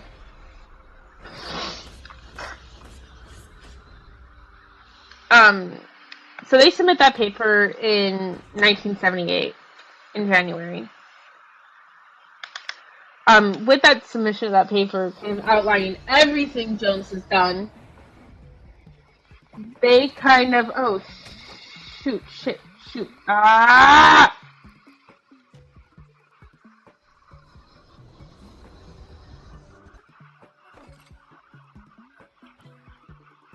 they start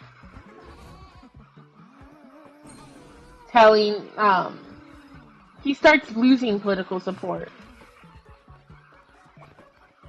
Like, badly. Some people start distancing themselves from him. Some people are like, hey, we don't actually know what happened.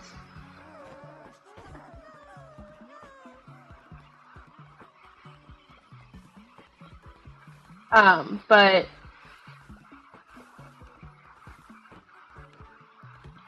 they are very, very determined to be like, we don't know him. But some people are like, I know him, he doesn't do that. More and more reports throughout 1978 will come in about abuses that he did, or as he says he didn't do. And he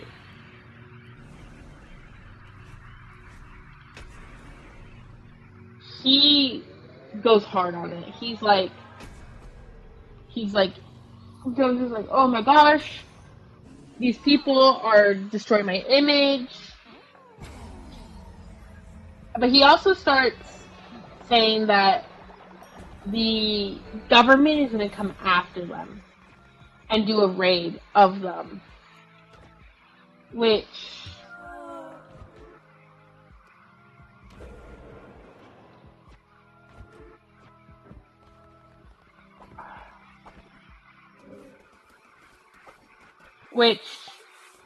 they kind of see as like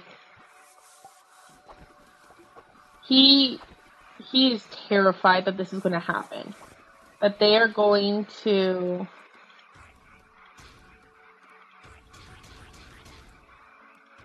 raid them. So he starts doing what he calls white nights. Essentially, they are running drills as if they are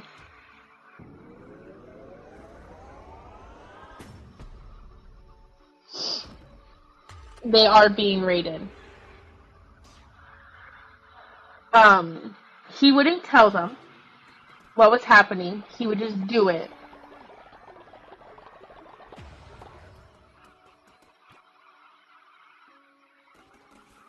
And he would even like have them like practice suicide. Like he would ultimately make them like practice taking, like, it wasn't Kool-Aid, it was Flavor Aid. Flavor Aid laced with cyanide. But he wouldn't tell them that it was a drill, that it was a test of loyalty, and people would take it. Like, they would drink it and be like, this is what we need to do. One time he ran one for 6 days. It's known as the 6-day siege, where he made them believe that they were being raided for 6 days straight. Ending it with a suicide, like a practice suicide. And he used it as like a test of like, this is how strong we are. This is all incredibly, it should sound familiar, because it's incredibly similar to what he would do to Marceline May Baldwin, where he would say like a family member died.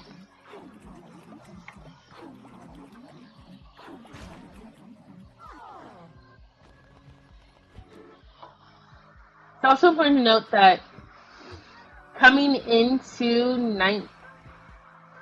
November of 1978, his health was deteriorating. It was deteriorating fast. He was getting sick. People wouldn't see him for a couple days. So it wasn't a good time for him at all.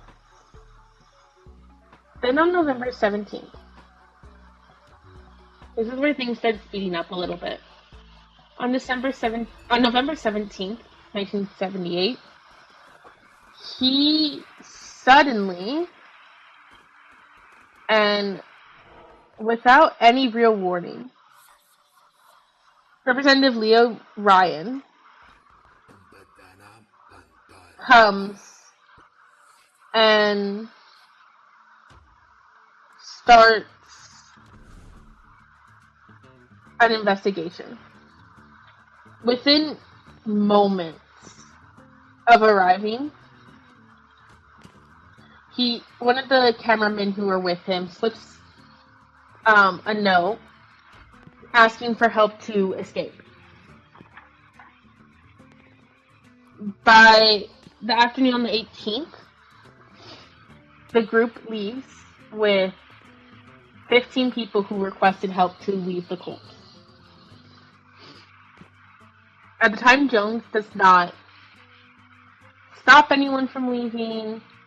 He doesn't do anything. Why is my game not working?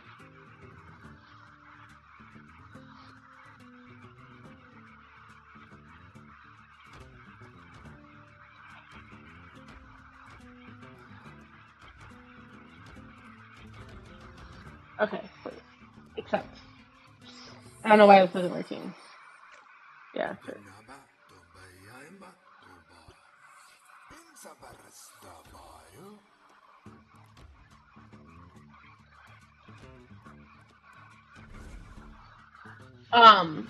During this time when the 50 people were leaving is when a metal container with purple Flavor Aid, according to the Kool-Aid company, purple Flavor Aid is made with cyanide.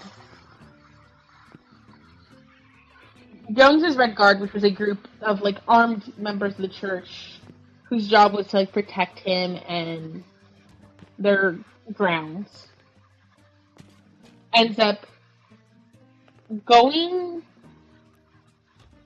to the airstrip where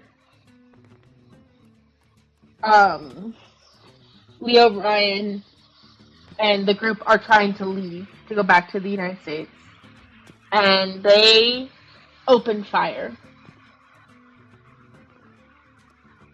They end up killing 4 people plus Representative Ryan in the gunfire.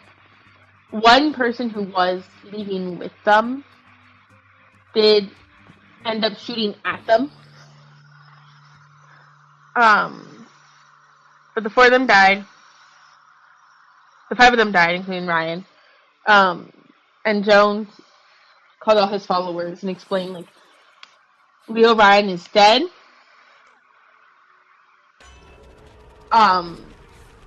They have no choice. They have to do something. Because the Soviet Union would not accept them now that they've killed people.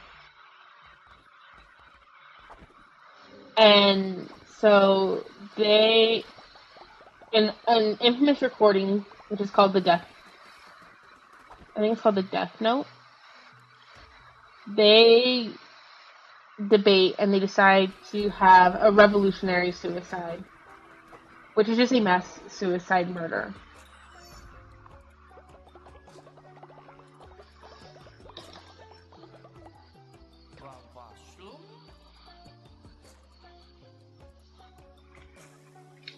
Yes, these will do just fine. Okay, so Zoe will share with you this material, but no, you must not stand back, or you will get brainwashed too.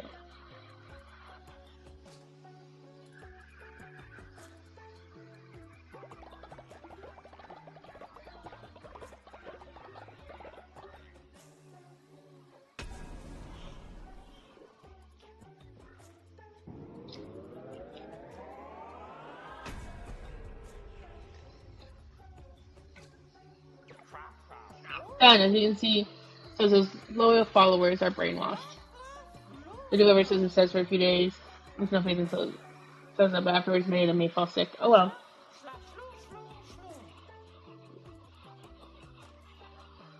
Now that you've seen, you can go to your temple from the ritual yourself.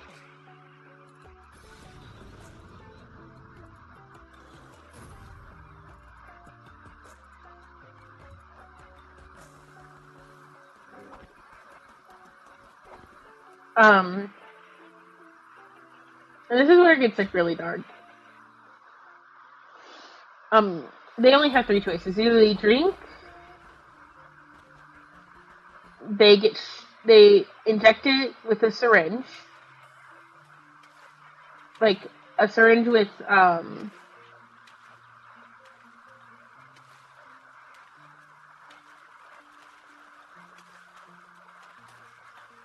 no needle. That's the word I'm looking for. Or they get shot by the Red Guard. When some people start crying, because death is a scary thing, he would tell them that they deserve to die in dignity, and that people who die in dignity do not cry. So to stop their crying, because they are communists, and he's telling them to do it, so they will be fine. Jones decided that the children would die first. And they did. Actually, the first one confirmed by people who were at the event. There were some survivors. There were 38 survivors.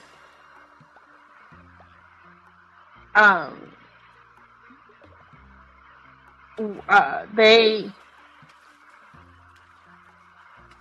was a child and her mother. Sorry, this is just sad to talk about.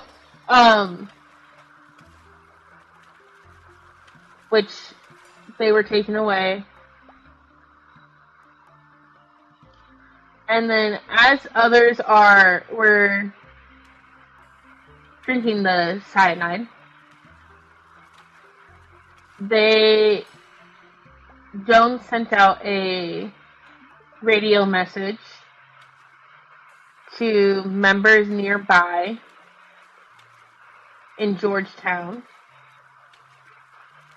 who he told that they decided to kill themselves, do a revolutionary suicide. So at least one confirmed case of a mother and her 3 children who were part of the cult were found dead by one of Jones's own children, by the way.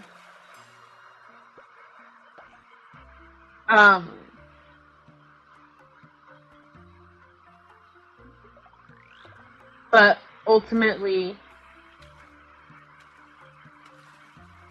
on November 18th, 1978, 909 people died due to the Jonestown massacre.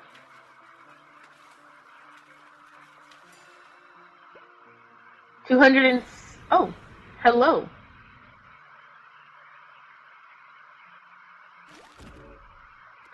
Um, 276 of those people who died were children.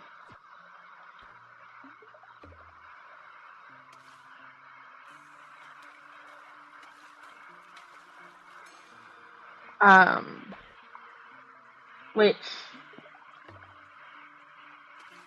before 9/11, this was the largest deliberate loss of American lives in history.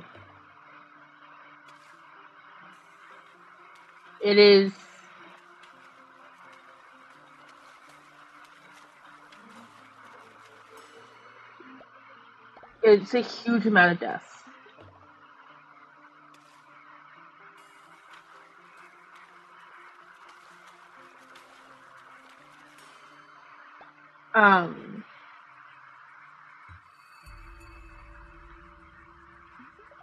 And something that's very interesting, and not interesting, but 38 people did survive. 3 of which were Jones's own sons, due to the fact that some people just hid, but Jones's sons actually were away with the basketball team at the time. So the basketball team was not part of the revolutionary suicide, as they called it. Some members that did survive, that weren't there, would later go on to kill themselves.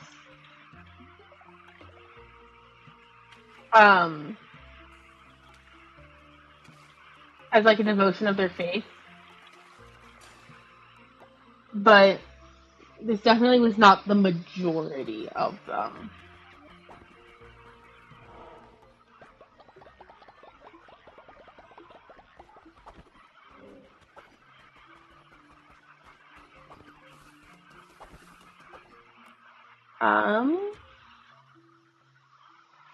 But needless to say, people were horrified by the results of this mass suicide. Oh, whoa.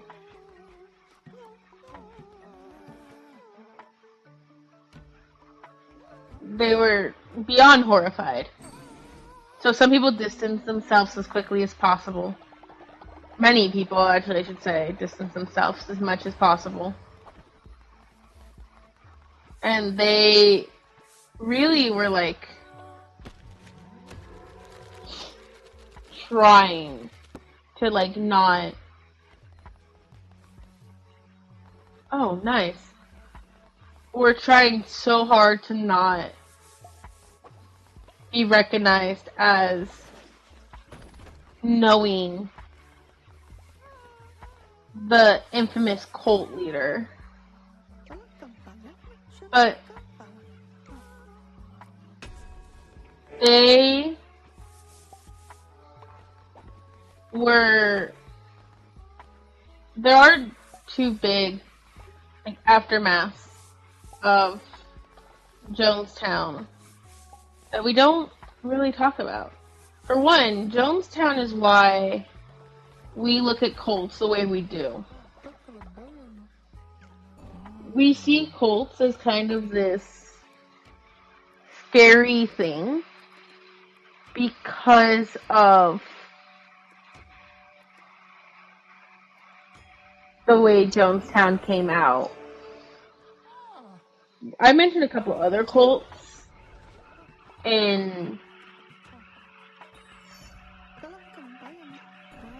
the in this like past 2.5 hours. Oh my gosh.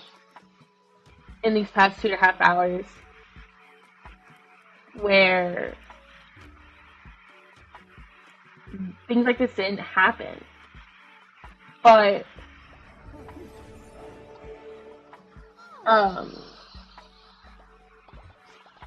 our perception of what is a cult and how cults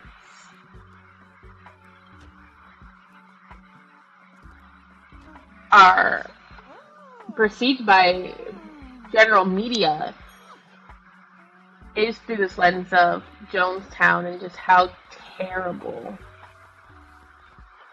Jonestown was and how many people died.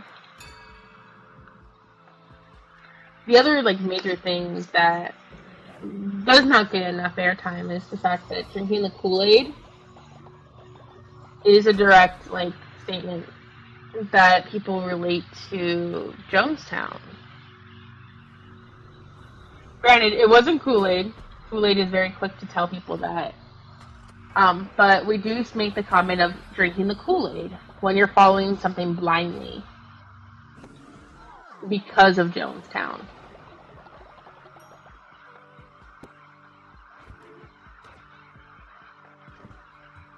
So it's interesting to see how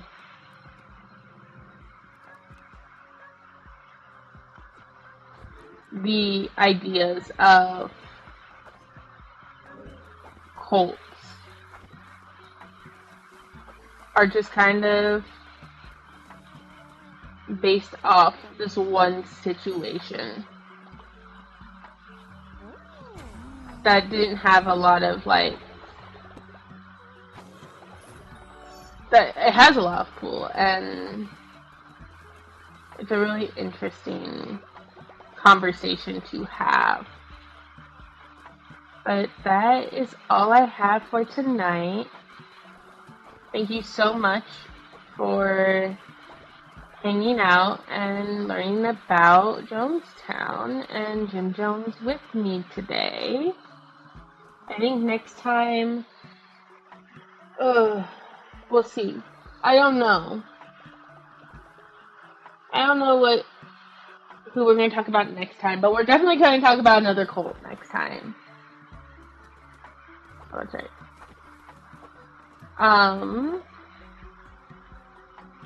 How dare you, Effie Trinket? I'm thinking maybe we'll talk about the Manson family. But we'll see. I'm going to do some research and then make a decision. But once again, thank you so much. If you are on YouTube, go ahead and click subscribe so you can be up to date. And yeah, thank you so much. Peace.